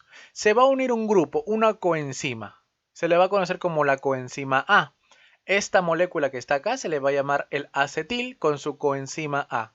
El acetil-CoA. Entonces, repitamos, ¿qué pasó? Este piruvato entró a la mitocondria. Al entrar, pierde hidrógenos y pierde carbonos. Al perder hidrógenos se forma NAD reducido y al perder carbonos se forma el acetil de 3 a 2, de 3 a 2 carbonos. Se une el grupo CoA y ahora ya hablamos que se llama acetilcoenzima. No es necesariamente del orden, pero es para que lo entiendas. Ya realmente primero entra el CoA, pero al final son los mismos productos. Este acetil-CoA es muy importante porque es el que va a iniciar el ciclo de Krebs. El ciclo de Krebs, que no te preocupes que lo estamos resumiendo acá a grosso modo, algo suavecito nomás. ¿Qué va a suceder? La molécula del acetil-CoA cuando entre al ciclo de Krebs se va a partir por completo, hasta lo mínimo, hasta lo mínimo. Y en ese proceso se va a perder CO2, se va a formar NAT reducido, se va a formar FAT reducido y también se va a formar moléculas de GTP. Pero te lo he puesto acá en la misma representación que un ATP porque equivalen en lo mismo en energía, ¿ya? ¿Cuántos? Si te dije que este acetil se rompe por completo en el ciclo de Krebs, ¿qué va a pasar? Como tiene 2 carbonos, se tiene que liberar 2 CO2. 2 carbonos, 2 CO2, pues, ¿no? Claro. ¿Qué va a pasar con estos NAT? ¿Cuántos se van a formar? Se van a formar 3 NATs reducidos. 3. 3 NAT reducidos. ¿Cuántos FAT se van a formar? Se va a formar un FAT reducido. Obviamente tiene que venir el FAT oxidado. Acá también obviamente tiene que venir el NAT oxidado. Acá también tiene que venir un NAT oxidado y llevarse solamente el hidrógeno. Acá también llevarse el hidrógeno, llevarse el hidrógeno. ¿Ya? Pero se van a formar los FAT, los NAT, las moléculas que van a estar reducidas. O sea, si te preguntan cuál es la función del ciclo de Krebs, formar moléculas reducidas, formar un alto poder reductor. Y además se forma una molécula de GTP. Esto es todo por un ciclo de Krebs. Pero al final tengo que multiplicar todo por 2, ¿no? ¿Por qué? porque estamos empezando con un piruvato y no era con uno, pues. ¿Con cuántos eran? Teníamos que trabajar con dos, porque en la glucólisis obtuve dos piruvatos, ¿ya? Al final hacemos el balance, no te preocupes. Primero entiende el proceso. Listo. Perdimos CO2, acá también perdimos CO2. ¿Acá perdimos cuántos? Uno. Y acá perdimos dos. Ya, se degradó completo, pues. Uno más dos, tres. Ahí están los tres carbonos. Se acabó, acá se acabó la glucosa. ¿Cuántos NAD reducidos formamos? 3. ¿Cuántos FAT reducidos? 1. ¿Cuántos GTP? 1. Nada más. ¿Y qué va a pasar? Allá, todas las moléculas que han sido formadas, que están reducidas, NAD reducido, FAT reducido, porque hemos formado bastante de ellas, tienen que llegar acá, a la cadena transportadora de electrones, a la cadena respiratoria. ¿Y al final para qué? Porque en presencia de oxígeno, estos hidrógenos se van a unir a ese oxígeno y se va a formar agua. Y obviamente ATP, que es lo que quiero. ¿Ya? Ahorita vamos a ver qué es lo que pasa a detalle. Espero que haya quedado claro este más o menos resumen. ¿Ya? Vamos a la parte más importante de esto, que es la transformación de moléculas reducidas como estas que ves acá, hasta ATP. Ya vamos a ver cómo funciona esto. Mira, tenemos por acá esta parte. Para que te ubiques, estamos utilizando los mismos colores. Como te das cuenta, esta parte que está acá, que estoy señalando, viene a representar la membrana externa. Esto que está acá de rosado, donde está mi logo por acá, viene a representar el espacio intermembrana. Esto que está acá, que está doblado, viene a representar la membrana interna, la cresta. Y esto que está en amarillo, del mismo color, viene a ser la matriz mitocondrial. Son los mismos colores que estamos utilizando en la diapositiva pasada. Puedes revisarla para que te puedas ubicar. Y esas 4 rectangulitos celestes vienen a ser todos estos complejos que vamos a ver acá adelante, ¿ya? Te los voy a mencionar sus nombres solamente una vez y ya repites el video para que puedas anotar claro los nombres, ¿ya? El primer complejo, el primer uno, este verdecito, se va a llamar el complejo NAT reductasa. NAT reductasa. El segundo complejo va a ser el succinato deshidrogenasa. Succinato deshidrogenasa. Y arribita va a tener a la coenzima Q, también conocida como ubiquinona. El complejo número 3 se le va a conocer como el citocromo reductasa. El citocromo reductasa. Y el complejo número 4 se va a llamar el citocromo oxidasa. Este ya lo conoces, es nuestro conocido amigo ATP sintasa. Aunque San Marcos, el libro, lo considera como ATP sintetasa. Ya te expliqué por qué no puede ser ese nombre, pero te lo menciono por ahí. No creo que hagan diferencia en eso, ¿no? O sea, sintasa, sintetasa, al menos creo que a nivel preuniversitario es lo mismo. Solamente a nivel preuniversitario me arde la boca de solamente decirlo. A ver, vamos a ver cómo ocurre este proceso. Como te diste cuenta, en todo lo anterior que hemos mostrado, hemos mostrado que Krebs, la descarboxilación oxidativa y la misma glucólisis te formaban moléculas que tenían, ¿qué cosa? Que tenían hidrógenos, o sea, moléculas reducidas. NAD y FAT, esas de ahí. Esas moléculas tienen que llegar acá, a la cresta, a la membrana interna. Esta molécula va a venir por acá, mira, mira. Acá tenemos a la molécula de NAD reducido. Ahí está con su hidrógeno, su NAD reducido. Entonces, como te dije, el hidrógeno puede romperse. El hidrógeno va a poder partirse en cositas. ¿En qué se va a poder convertir? En protón y en electrón. ¿Te acuerdas lo que te había comentado? ¿No? Pero primero el NAD. El NAD, ¿qué es lo que le va a pasar a esta molécula del NAD? La molécula del NAD tiene que irse, porque en este proceso, este NAD reducido se va a oxidar. O sea, ¿se pierde qué cosa? Se pierde el hidrógeno. Se va como NAD oxidado, mira, se va como NAD oxidado. ¿A dónde se va? Pues a volver a recargarse. ¿Te acuerdas que te dije que se necesitaba muchas de esas moléculas para que esto suceda, verdad? Se recarga, no te olvides, pues en el ciclo de Krebs, se va a recargar en la descarboxilación. También la glucólisis vuelve a ocupar moléculas de NAD, pero son NAD externos, ¿no? Son solamente de transferencia esos. Eso. ¿Qué va a pasar con con el átomo de hidrógeno que encontramos ahí? Como te dije, el hidrógeno va a perder su electrón. ¿Por qué? Porque estos complejos que tienen numeritos tienen hierro. Y ese hierro tiene una gran afinidad para oxidarse y reducirse al toque. Se oxidan y se reducen. Van a servir para transportar electrones. Entonces, van a agarrar el electrón del hidrógeno. Acuérdate que eso acá se convierte en esto. El electrón del hidrógeno y lo van a pasar. Pero date cuenta por dónde va a pasar. Pasa. Complejo 1. Ubiquinona. Complejo 3, complejo 4. Esa es su ruta. 1, ubiquinona. 3, 4, el que viene del NAT. ¿Por qué? Porque el complejo 1 tiene esa afinidad con el NAT, con los hidrógenos del NAT. Listo. Dejamos al hidrógeno ahí. ¿Qué va a pasar, muchachos? Pasa que en los complejos que estamos viendo, 1, 3, 4, se caracterizan porque pueden bombear protones. Muy parecido a lo que hacía el citocromo B6F en la fotosíntesis, muy parecido. Entonces, cuando el electrón esté saltando, saltando, saltando por todo ese camino que hemos visto, ¿qué va a pasar con el 1, el 3 y el 4? Van a hacer esto. Lo pasan por acá. El 3 también pasa otro por acá. El 4 también pasa otro por acá. Oye, ¿qué va a pasar si siguen viniendo más moléculas de NAT? ¿Qué va a pasar si viene otro NAT, deja otro electrón? ¿Qué va a pasar? Va a seguir bombeando y bombeando protones, protones, protones. La cantidad de protones se va a acumular en el espacio intermembrana. Todo el espacio intermembrana, la zona rosada, se va a llenar de protones. Va a quedar así, algo así, llenecito de protones por todos lados. Y la gradiente va a ser la misma que pasaba en fotosíntesis. Van a querer salir disparados. ¿Y por dónde van a salir? Por la ATP sintasa. Mira, mira. Sale por la ATP sintasa. La ATP sintasa, ¿qué pasaba? Giraba, ¿no? Giraba, giraba, giraba. Giraba, giraba, giraba, giraba. Y eso generaba energía. Energía que iba a ser posible, ¿qué cosa? La conversión de ADP en ATP. Te pongo solamente el ATP acá para no llenar la imagen. ¿Ya? ¿Qué pasaba? El electrón no puede quedar suelto, el electrón no puede quedar libre, el electrón no puede quedar solo. Eso es muy inestable. ¿Qué va a suceder? Va a venir el último aceptor de electrones y como te he venido mencionando todo el video, el último aceptor de electrones de la respiración aeróbica es el oxígeno. Y acá viene el oxígeno. Lleva el electrón y también se le pega el protón que ha sido bombeado y se convierte en agua. Y ahí tenemos el resultado, ¿sí?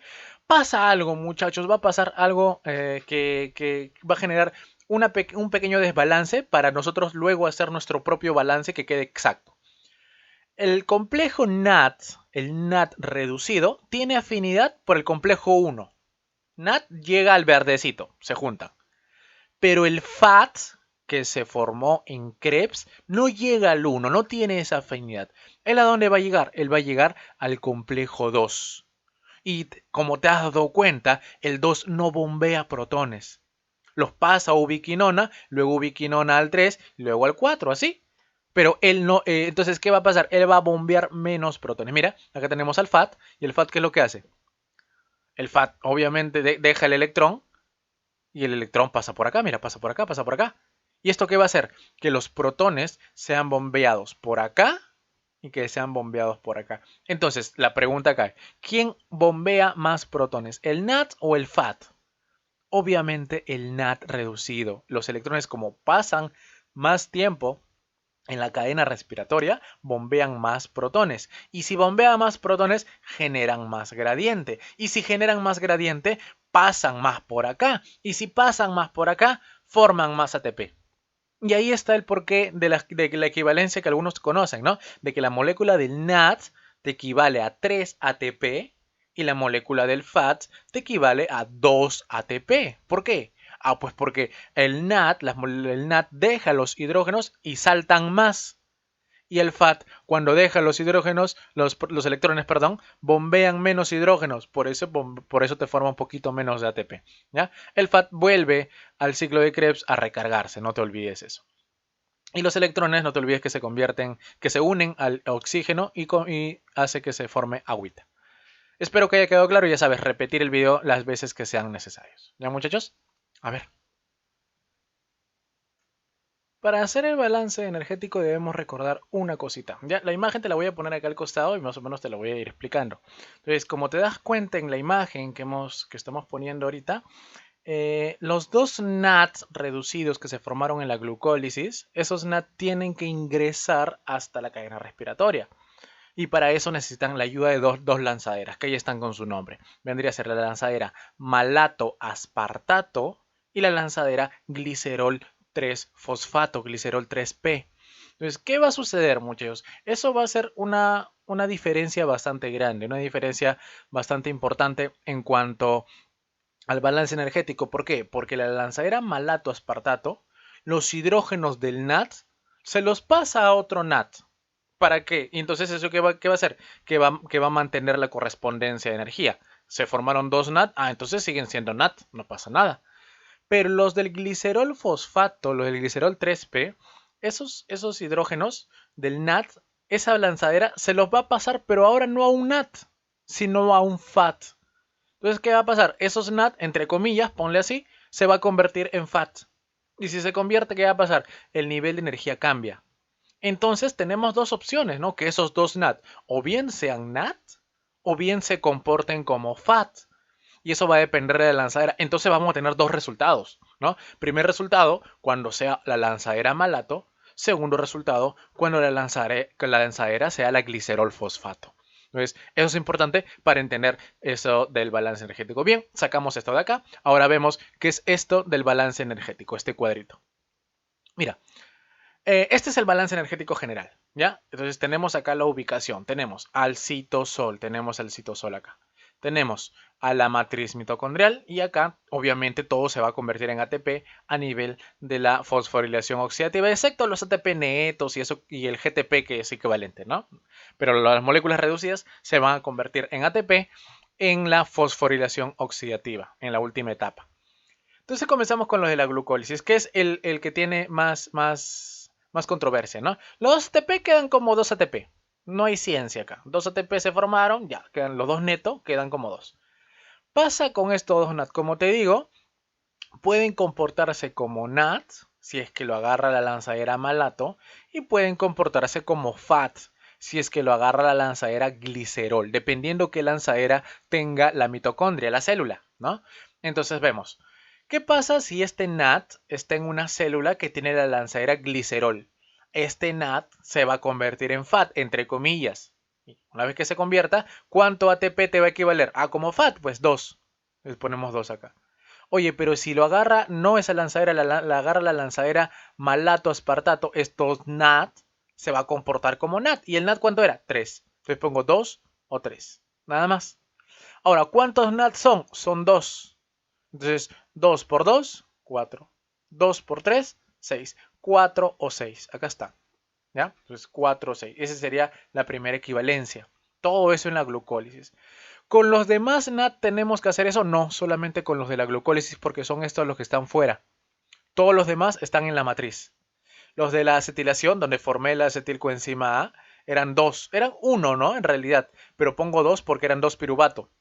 Uno porque eran dos. Uno se formó, pero pongo dos porque eran dos piruvato, ¿no? De una glucosa. Estamos haciendo el balance por glucosa, ojo. Entonces, cada NAT equivale a 3 por 2, 6. Listo. ¿Qué pasa con el ciclo de Krebs? El ciclo de Krebs es donde se forman mayor cantidad de moléculas reducidas, ¿no? El GTP se mantiene como ATP, la equivalencia. Entonces, pero como es un GTP que se forma, yo pongo por 2, ¿por qué? Porque eran dos piruvatos, pues de nuevo. Entonces todo está haciendo por 2. Pongo, en vez de un ATP, pongo 2 ATP. Queda. En ciclo de Krebs formé 3 NAT y lo pongo por 2 de nuevo. ¿Por qué?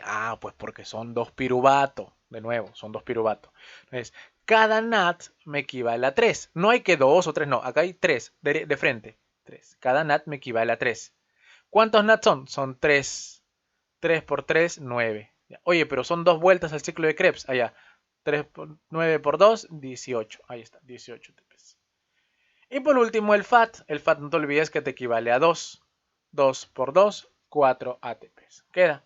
Una vez que sumemos todo esto, te va a dar como resultado total de 36 a 38 ATPs por molécula de glucosa. Al final de la clase te he dejado unos ejercicios como para que puedas calcular la cantidad de ATPs que se van formando si es que alguna parte del ciclo se interrumpe, ¿no? Si algo ahí cambia, ¿qué es lo que sucedería? Muy bien, a ver, seguimos. Entonces, para recordar, tenemos a la fotosíntesis, que es un proceso que utiliza la energía de luz. No te olvides que es un proceso metabólico de tipo anabólico, donde se van a formar moléculas. Ocurre en el cloroplasto, las dos fases, en este caso la fase luminosa va a ocurrir en el tilacoide y la fase oscura ocurre en el grano. No te olvides su importancia ecológica y que es el principal eslabón de la cadena alimenticia, ¿no? O sea, es el que inicia la cadena trófica, ¿ya? Respecto a la fase luminosa, tenemos a los 4 eventos que es fotoexcitación, cuando el fotosistema 1 y 2 recibe luz y libera electrones. La fotorreducción, cuando la molécula del NADP se convierte en NADPH por ganar dichos electrones. La fotólisis del agua, que es donde el agua se rompe en protones, electrones y oxígeno que se libera al ambiente. Y la fotofosforilación, que es cuando se forma el ATP a partir de ADP y fósforo inorgánico. Para la fase oscura teníamos tres eventos: fijación, que ocurre cuando rubisco capta el CO2 y lo une a la ribosa bifosfato. Tenemos reducción, cuando el bifosfoglicerato se reduce gracias al NAT reducido. Sí, el NAT reducido reduce al bifosfoglicerato y se libera NAD oxidado. Y la regeneración es cuando volvemos a formar las moléculas iniciales, que eran ribosa monofosfato y ribosa bifosfato. No te olvides que las moléculas que se va a formar es el fosfogliceraldehído o el gliceraldehído 3-fosfato, que es lo mismo. Y a partir de esta molécula podemos formar las demás moléculas orgánicas, ¿sí? Todas las demás: aminoácidos, ácidos grasos, glucosa, eso. Para la respiración, en este caso que estamos viendo que es anaeróbica, vamos a utilizar a la glucosa. La glucosa entra a la célula, se rompe, se descompone a través del proceso llamado glucólisis hasta piruvato. ¿Pero para qué hace eso? Para generar ATP, 2 ATP netos. En el proceso la glucosa se oxida, pues obviamente se necesita un NAD oxidado para que se reduzca. El NAD se reduce y la glucosa se oxida. Reducción, oxidación. Y esto genera que se formen los 2 ATP importantes de la glucólisis. Y en la fermentación, que sigue siendo parte anaeróbica, en la molécula del NAD reducido se va a oxidar. Lo contrario que pasaba acá. El NAD reducido se oxida. ¿Y quién se reduce? Si el NAD se oxida, el que se reduce es el piruvato. Hasta lactato, si fuera fermentación láctica, o hasta etanol, si fuera fermentación alcohólica. Todo este proceso ocurre en el citoplasma. Para la respiración celular aeróbica utilizamos a la mitocondria. Pasos también en común que tiene, que es la glucólisis, donde se rompe la glucosa. Este piruvato va a entrar a la mitocondria. Al entrar a la mitocondria se descarboxila en el proceso conocido como acetilación. También se le conoce como descarboxilación. Se pierde un CO2, se reduce la molécula del NAD hasta NADH, NAD reducido, y se forma el acetilcoenzima A, se forma el acetil-CoA. El acetil-CoA entra al ciclo de Krebs, que son muchas reacciones que al final terminan liberando CO2, terminan liberando NAD reducido, terminan liberando FAT reducido y terminan liberando ATP. Es GTP en realidad, pero lo ponemos como ATP como equivalencia. Y esta equivalencia es posible gracias a que el GTP se va a convertir en ATP gracias a la intervención de la enzima conocida como la nucleósido difosfato quinasa. El libro hace mención a esa enzima y por eso es la principal que te traigo, ¿ya? La nucleósido difosfato quinasa, ¿sí? Es la que se encarga de hacer equivalente al ATP con el GTP. Es una quinasa, ¿no? Las quinasas cambian fosfato, van intercambiando grupos fosfato. Bien.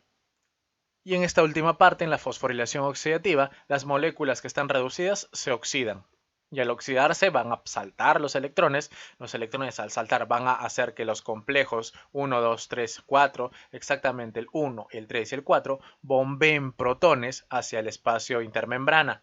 Se va a generar una gradiente, salen disparados por la ATP sintasa, generan el ATP y los electrones junto con algunos protones se unen al oxígeno para formar agua como desecho, como producto final, ¿sí?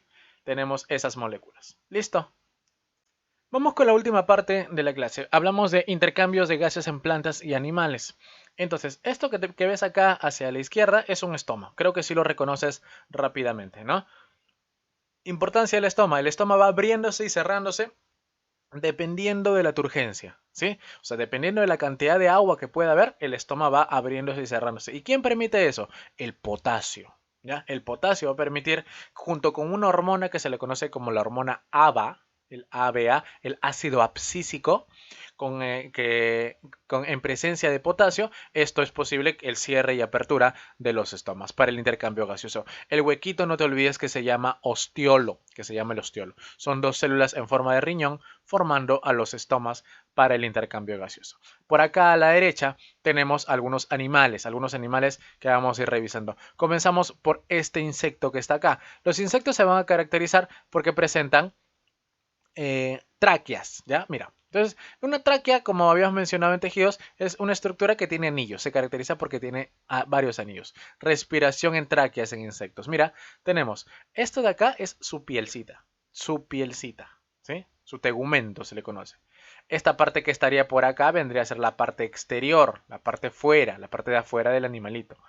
Y estas de acá vendrían a ser sus células, Entonces, ¿qué posee este animalito? Posee estas tráqueas que tienen un huequito que se le conoce como espiráculo, que lo que va a hacer es, ¿qué cosa? Captar el oxígeno, los gases que hay por fuera de acá, por fuera de su piel, y lo van a captar y lo van a interiorizar y lo van a llevar hacia acá, hacia la parte interna, hacia las células. Van a empezar a repartir a las células y las células pues van a captar el oxígeno que es necesario para ellas. También la difusión de gases, el CO2, también se puede liberar por ahí. Entonces, respiración en insectos es a través de tráqueas, ¿ya? A través de tráqueas.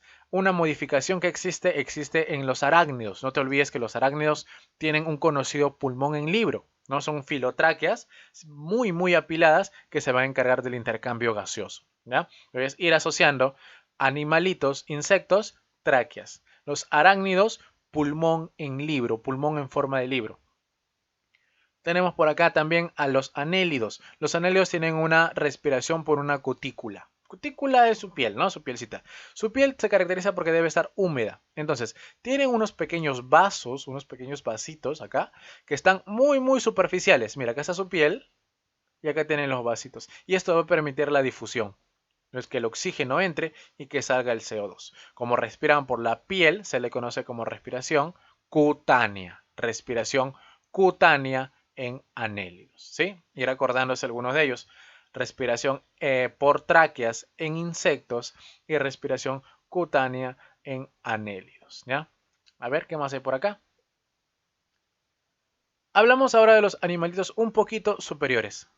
En el caso de los anfibios, ellos tienen modificaciones, ¿no? Cuando son bastante pequeñitos, ellos respiran por branquias, pero branquias de tipo externa, ¿sí? Son bien chiquititos y sus branquias están hacia afuera, entonces eso lo utilizan para su intercambio gaseoso. Ya cuando son adultos, su respiración cambia. Ellos van a presentar sacos pulmonares, como vemos ahí en la imagen, y también van a presentar una respiración cutánea. Ambos. ¿Por qué? Porque los sacos pulmonares, si bien es cierto, pueden almacenar una gran cantidad de aire por el tamaño, la difusión, la zona de intercambio de gases es pequeña. O sea, ¿cómo? Toda la periferia, pues, solamente esta zona de acá. Entonces se llena de aire y acá hay intercambio de gases. Pero mira, es solamente esto. Cosa que a diferencia de los humanos, por ejemplo, los mamíferos, la zona de intercambio de gases es mucho mayor porque nuestros pulmones tienen bastantes lóbulos chiquitos, chiquitos y su perímetro es enorme. Acá no, acá su perímetro por ser un saco es casi hueco. Su perímetro es menor. Necesitan a alguien que le compense. ¿Quién lo compensa? La respiración de tipo cutánea que van a tener. Por eso tienen su piel húmeda siempre, ¿no? Los anfibios tienen sacos pulmonares y también respiración de tipo cutánea. Y cuando son larvitas, tienen branquias, pero branquias de tipo externas, ¿ya? Para los peces tenemos una respiración branquial para branquias, ¿ya? ¿Qué va a tener las branquias? Van a ser unos pequeños prolongaciones, unas pequeñas membranitas que tienen los vasos ahí, tienen los vasitos y es tan delgadita la membranita que hace posible la difusión de gases, ¿sí? Va a entrar la sangre desoxigenada sin oxígeno, va a entrar a las branquias, va a abrir su opérculo el pescadito y por ahí va a entrar el agua. Y el agua está entrando con oxígeno disuelto. El oxígeno va a entrar al vasito, al capilar, luego entra por acá y luego se difunde la sangre ya oxigenada. La sangre con oxígeno, la sangre rojita para todo el pececito, ¿ya? Esto de acá son las branquias en los peces. Una mención especial hacerle a las aves que tienen una respiración por sacos aéreos, ¿ya? Unas cositas por ahí que no te los puse porque no están en el libro, pero es importante por si acaso manejarlos, ¿ya? Aves, sacos aéreos. Muy bien, seguimos. Ya empezamos con anatomía. Esto es bastante corto, ¿ya? La respiración en el caso de los seres humanos. No hay que olvidar, muchachos, que todo lo que estamos viendo sirve como una unión de sistemas, ¿sí? Estamos viendo el sistema respiratorio, ¿por qué? Porque es el que le va a brindar oxígeno. Pero el oxígeno no va desde tus pulmones a tus pies así porque sí. ¿Qué sistema lo ayuda? Primero, entra por el sistema respiratorio, que lo vamos a ver, pero ¿quién lo transporta? El sistema circulatorio. Ya llega a la célula, hace respiración celular. ¿Qué libera? Libera CO2, como hemos visto en la descarboxilación, en Krebs se bota un montón de CO2. Y ese CO2 vuelve de nuevo por tu sangre y luego vuelve a tu pulmón y tú lo liberas. Oye, pero necesitamos oxígeno. ¿Qué más necesitaba para la respiración celular? Necesitaba glucosa. ¿Y ahí quién lo trae? Lo trae el sistema digestivo. Degrada el alimento hasta partículas pequeñas. Y luego, de tu estómago, de tu intestino, ¿quién lo lleva hasta cada célula? De nuevo el sistema circulatorio. Y esto llega a la célula y empieza la respiración. Oye, pero entra así porque sí, porque hay... No, hay señales químicas. ¿Quiénes? El sistema endocrino. El sistema endocrino se encarga de coordinar todo eso. Oye, ¿el sistema endocrino cómo sabe? Ah, es que hay estímulos, pues, hay estímulos. ¿Y quién los percibe? El sistema nervioso. Y así los sistemas van complementándose. Siempre viendo así todo de la mano, ¿ya? Entonces vamos a ver con el sistema que se encarga de captar los gases, de capturar los gases necesarios para que estos procesos ocurran y también liberar los desechos, los gases que ya no nos sirven. Tenemos al sistema respiratorio humano. Consta de conductos anexos que se van a encargar de condicionar el aire para que llegue de la mejor forma posible y dos pulmones situados en la cavidad torácica. Los hacemos suavecitos. Comenzamos con los conductos anexos, ¿ya? Tenemos por acá a esta personita que nos va a ayudar. ¿Qué encontramos por acá? Mira, vamos a tener a estas partecitas, una entradita, esa entradita de la nariz, esos huequitos de la nariz, tienen unos nombrecitos. Se van a llamar las narinas, ¿ya? Ese es un huequito ahí anexo. Tiene cada abertura, cada espacio, cada separación entre distintos espacios, tienen un nombrecito. En este caso, la primera entrada van a ser las narinas. Y no te olvides que por ahí están los pelitos, las vibrisas, ¿no? Eso es para limpiar el airecito. ¿Qué más vamos a encontrar por acá? Mira, encontramos cornetes. Vamos a encontrar un montón de cornetes. Cornetes superior, cornete medio y cornete inferior. Estos cornetes tienen la función de, al ser unos huesos con una membrana bastante esponjosa y tener muchos vasos, tienen la función de condicionar el aire. Los cornetes son los que van a cumplir dicha función. Al tener sangre, van a calentar el aire, van a humedecerlo y van a limpiarlo para la filtración junto con los pelitos.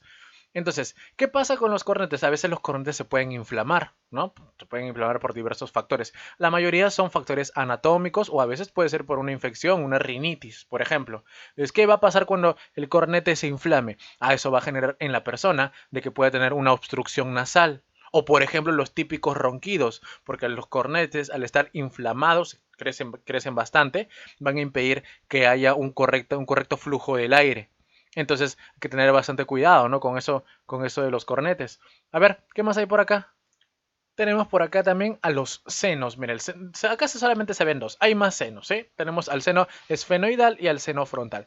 ¿Cuál va a ser la función de los senos? Básicamente va a servir, además de ayudar para la filtración, va a servir como una caja de resonancia, ¿sí? Como es un espacio hueco, un espacio vacío, el aire que va a salir por ahí al momento de la fonación va a vibrar más y va a generar que el sonido sea mucho más grueso, ¿no? Por ejemplo, los gatitos cuando hacen su maullido, ese maullidito, eh, sí, exacto, ese, va a hacer que la cajita de resonancia que tienen ellos vibre, y por eso suena así. Pero cuando lo hace un león, cuando el león ruge, sí se escucha mucho más fuerte, porque ellos ya tienen una caja de resonancia mayor, ¿sí? Unos senos más grandes. ¿Qué más hay por acá? A ver, mira, tenemos a las cuanas. Como te dije, cualquier orificio, cualquier separación que pueda existir, también se le pone un nombre. En este caso, las cuanas, ¿qué es lo que van a separar? Van a separar todo este vestíbulo, toda esta parte olfatoria, porque acá es básicamente olfatorio, más que limpieza. Acá están los nervios, por ahí se van. Con esta parte que va a estar por acá, que esta parte de acá ya se le conoce como como la faringe, ¿no? Estamos con la nasofaringe, estamos por acá abajo con la orofaringe y luego nos vamos a la tráquea, ¿no? Porque la laringofaringe está para el otro lado. Entonces, acá estamos con nasofaringe, con orofaringe y nos vamos más abajito. A ver, seguimos, ¿qué más encontramos por acá? Tenemos por acá ahora las vías respiratorias. Como te dije, la laringofaringe es básicamente digestivo, ¿no? Es la que va a comunicar con el esófago. Entonces, tenemos la naso y la oro, y esta oro de acá se va a comunicar ya con esta zona de acá, ¿no? Se va a comunicar con la laringe, ¿sí? Viene la nasofaringe, viene orofaringe y ahora viene la laringe, ¿ya? Listo. Y acá sigue con la tráquea. Esta de acá es la zona de la laringe, no te olvides, ¿ya? Y acá vamos con la tráquea. Ya sabes, de nuevo te repito, tráquea, ¿por qué? Porque tiene varios anillitos. Ahí está la tráquea. Luego la tráquea se va a empezar a bifurcar, se va a empezar a separar. ¿A quiénes tenemos por acá? Tenemos a los bronquios, ¿no? O sea, la tráquea se va a ramificar en dos grandes bronquios, bronquio derecho y bronquio izquierdo. ¿Sí? ¿Qué más? ¿Qué más? Ah, y acá están los dos pulmones, pues, el pulmón derecho y el pulmón izquierdo. Bronquio derecho, bronquio izquierdo y acá sus pulmones. Pero como te das cuenta, el pulmón derecho es un poquito más grande que el izquierdo. Y esto se debe a que el corazón por lo general está acá. El corazón, una persona normal, está tendiendo un poquito hacia la izquierda. Y eso va a hacer que acá haya un poquito menos de espacio y este pulmón sea más pequeño. Y por ende, su división va a ser menor. Mira, solamente tiene, como te das cuenta, dos lóbulos. Este grandazo que está por acá y este pequeñito. Mientras que el derecho va a tener uno grandazo, uno medio y uno acá más abajito. ¿Sí? Entonces el pulmón derecho es más grande, un poquito más grande y se divide en tres. El pulmón izquierdo es un poquito más pequeño y se divide en dos. Entonces, ¿cuántas fisuras hay acá? O sea, ¿cuántos cortes tiene que haber para poder dividirlo en tres? Necesito dos cortes. ¿Cuántos cortes necesito acá para dividirlo en dos? Un solo corte. Te preguntan, ¿cuántas fisuras hay en el derecho? Hay dos. ¿Cuántas en el izquierdo? Hay uno. Y la parte final, la de la ramificación de los bronquios, va a ser los bronquiolos, ¿no? Que son estas ramitas que están por acá, que al final se van a ramificar también en los sacos alveolares, ¿no? En los sacos alveolares como el que vemos por acá. Entonces, ¿qué va a ser el saco alveolar? Va a ser pues todo un conjuntito de alveolos. Y un alveolo es una de esas pelotitas de aire que vemos ahí. Es membrana, pero que la idea es que adentro contenga el aire. Entonces, como te das cuenta, lo que te había mencionado hace rato, el perímetro que tenemos nosotros para el intercambio de gases es mucho mayor que el que puede tener un anfibio. Por eso nosotros no necesitamos una respiración de tipo cutánea como lo necesitan ellos, porque ellos es un poquito insuficiente. Entonces, mira. Este saco alveolar lo vamos a traer por acá. Pero este saco alveolar tiene algunas modificaciones. A veces en algunas patologías puede ocurrir esto, la conocida neumonía. Entonces, como te das cuenta, ¿no? Estos son saquitos de aire, saquitos de aire. Adentro hay aire. Entonces, ese aire va a pasar a las membranas de toda esta bolsita y ahí ocurre el intercambio gaseoso. Entra el oxígeno, entra la membranita y eso se va luego a todo tu cuerpo.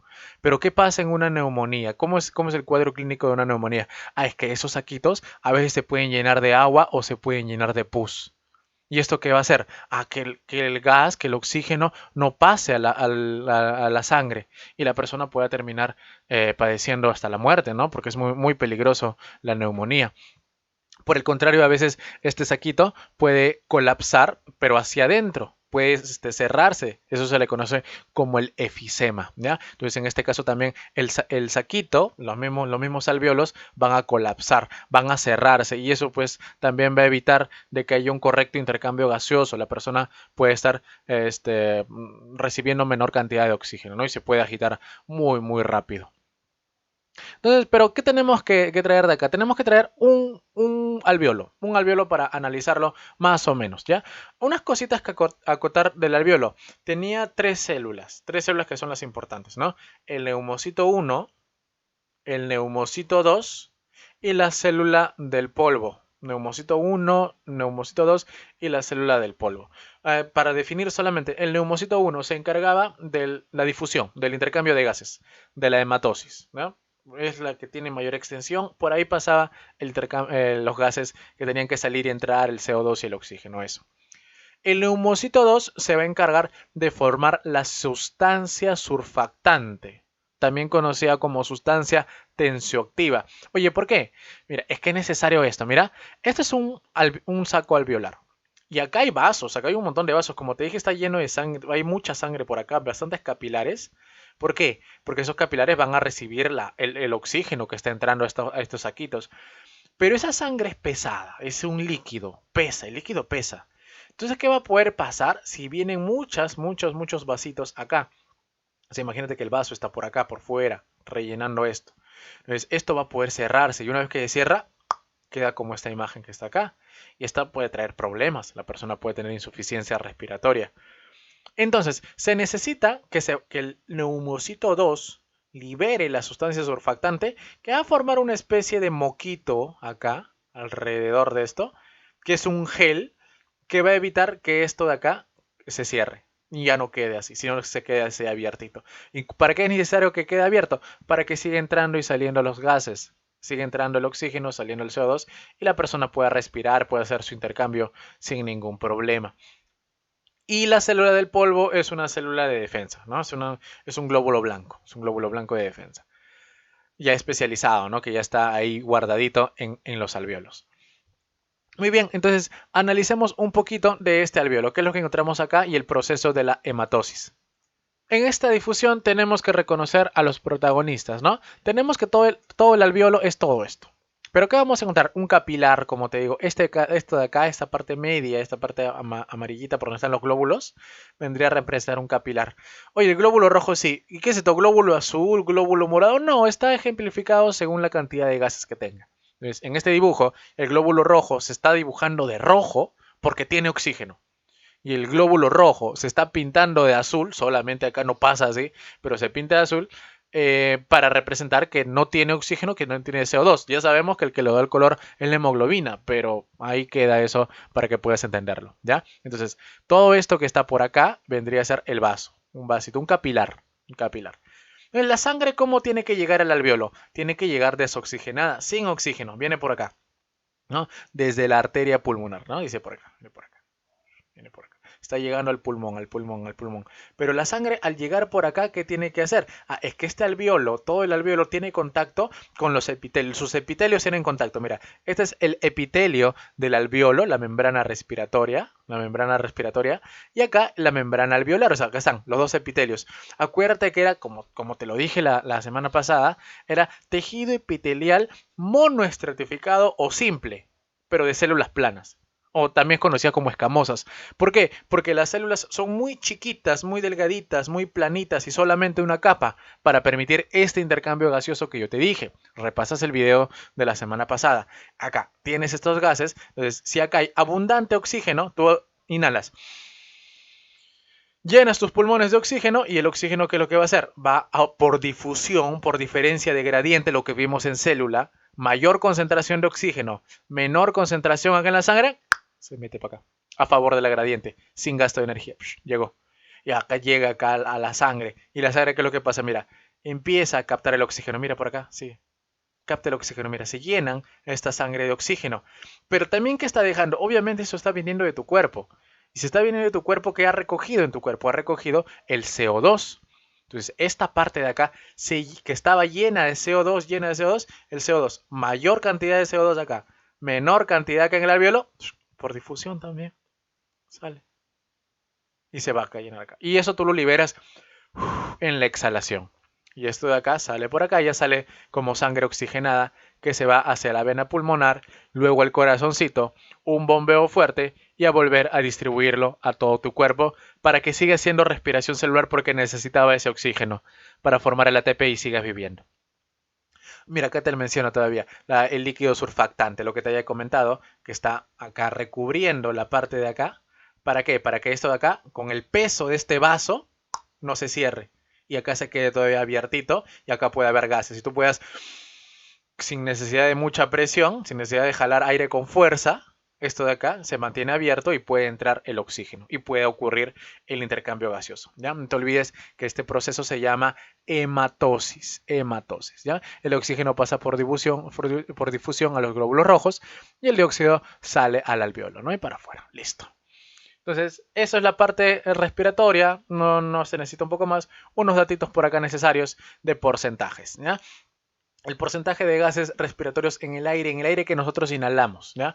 ¿Cuánto va a entrar? Más o menos 20% de oxígeno y 0.03% de CO2, ¿sí? Mayor cantidad de oxígeno.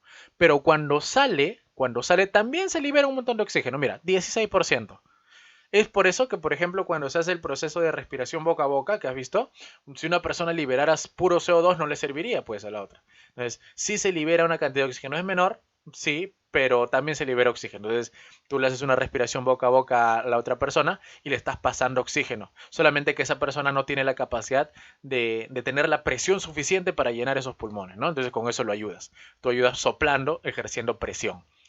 Y la cantidad de CO2 sí varía, ¿no? Varía de 0.03% de lo que entra a 4%, que es lo que sale al momento de exhalar. Muy bien. Y por último, el transporte de gases en sangre, ¿ya? Entonces vamos a tener que el oxígeno y el CO2 se van a ir transportando en distintas concentraciones y en distintos nombres a través de la sangre. Entonces, tenemos a la molécula de hemoglobina. La molécula de hemoglobina tiene una gran afinidad, una gran afinidad por el oxígeno. Por eso siempre te han enseñado de que la hemoglobina, el glóbulo rojo transporta oxígeno, ¿no? También puede transportar CO2, sí, pero menos. No tiene tanta afinidad como lo tiene por la hemoglobina, ¿ya? Por el oxígeno, perdón. Entonces, cuando tú unas el oxígeno a la hemoglobina, ahí se va a formar la molécula oxihemoglobina. Entonces, todo el oxígeno que tú puedas capturar, todo el oxígeno que tú puedas llevar a tu cuerpo, a tu sangre, el 97% de ese oxígeno se va a unir a la hemoglobina. Y el 3% se va a quedar disuelto en plasma. Ahí va a estar el oxígeno. Mientras que el CO2 tiene otras formas de unirse. Mira, acá tenemos al ion bicarbonato. ¿Recuerdan la fórmula del bicarbonato? Era el HCO3 negativo, ¿no? Eso es para cuestión de hidrógenos. Entonces, ahí en los hidrógenos me va a ayudar a balancear. HCO3. Entonces, ya, CO2. Queda CO2, me quedaría un oxígeno y dos hidrógenos, ¿no? Porque es el negativo. Es HCO3. Entonces, eso va a hacer que sea realmente CO2 y agua. Porque si tú sumas CO2 y agua, te va a salir HCO3 menos, ¿no? Ese menos va a ser tendencia. Entonces, eso es el ion bicarbonato, el agua unido al CO2. Pues el agua tiene esa particularidad de poder unirse al CO2 y ahí se va a distribuir en gran cantidad. Entonces, el CO2 se une al agua y van a formar el 70% ahí. El transporte se va a dar mediante la unión al agua. ¿Qué más va a pasar? La carbaminohemoglobina es igual, ¿no? La hemoglobina unida al CO2. No confundirlo con carboxihemoglobina, que es el monóxido de carbono, ese es el CO. El CO unido a la hemoglobina, ese vendría a ser el carboxihemoglobina. Si yo me refiero a la carbaminohemoglobina, es el CO2, 23%. Y acá disuelto en plasma el 7%. No lo confundas con el ion bicarbonato que está en agua, porque cuando pasa el ion bicarbonato, cuando se convierte en ion bicarbonato, es que se ha unido al agua, reaccionó. El disuelto no, el disuelto es que está trasladándose con las demás moléculas, ahí lo van paseando, ¿ya? Cuando se une al agua, ahí se forma el ion bicarbonato. Muy bien, te dejo por acá algunas preguntitas ya para terminar con esta partecita, que van a ser las preguntas de esta semana, ¿no? Van a ser 3 preguntitas un poquito más simples. Esta de acá está bien bonita, ¿no? El espectro de luz visible, qué es lo que pasa con la fotosíntesis. Ahí puedes revisar el video y estoy seguro que vas a poder encontrar la clave. Y acá estas 2 preguntas extras, ¿no? 2 preguntas, como te dije, que iban a ser para balance energético en la respiración. No tienes que calcular cuántos ATP se pueden formar en ambos casos. Son casos ya un poquito más hipotéticos, más restringidos. Cuando dicen, oye, no consideres esto, considera esto, ¿cuánto hay? Ya, eso tienen que calcular. La equivalencia, no se olviden que por cada molécula de NAD se forman 3 ATP y por cada molécula de FAT se forman 2 ATP. ¿Ya? Entonces hay que ver qué se considera, qué es lo que pide, dónde está la cadena transportadora, eso. Muy bien, muchas gracias de nuevo por su atención. Ha sido un gusto compartir esta clase. Ya nos veremos la próxima semana no recuerdo qué toca, luego lo veo. Cualquier consulta ya sabes, me puedes escribir al Instagram, igual Biología en Evolución en Instagram. No, muchas gracias a la Municipalidad de La Perla por hacer posible estas transmisiones. Mi nombre es Josué Martínez. Muchas gracias. Hasta la próxima.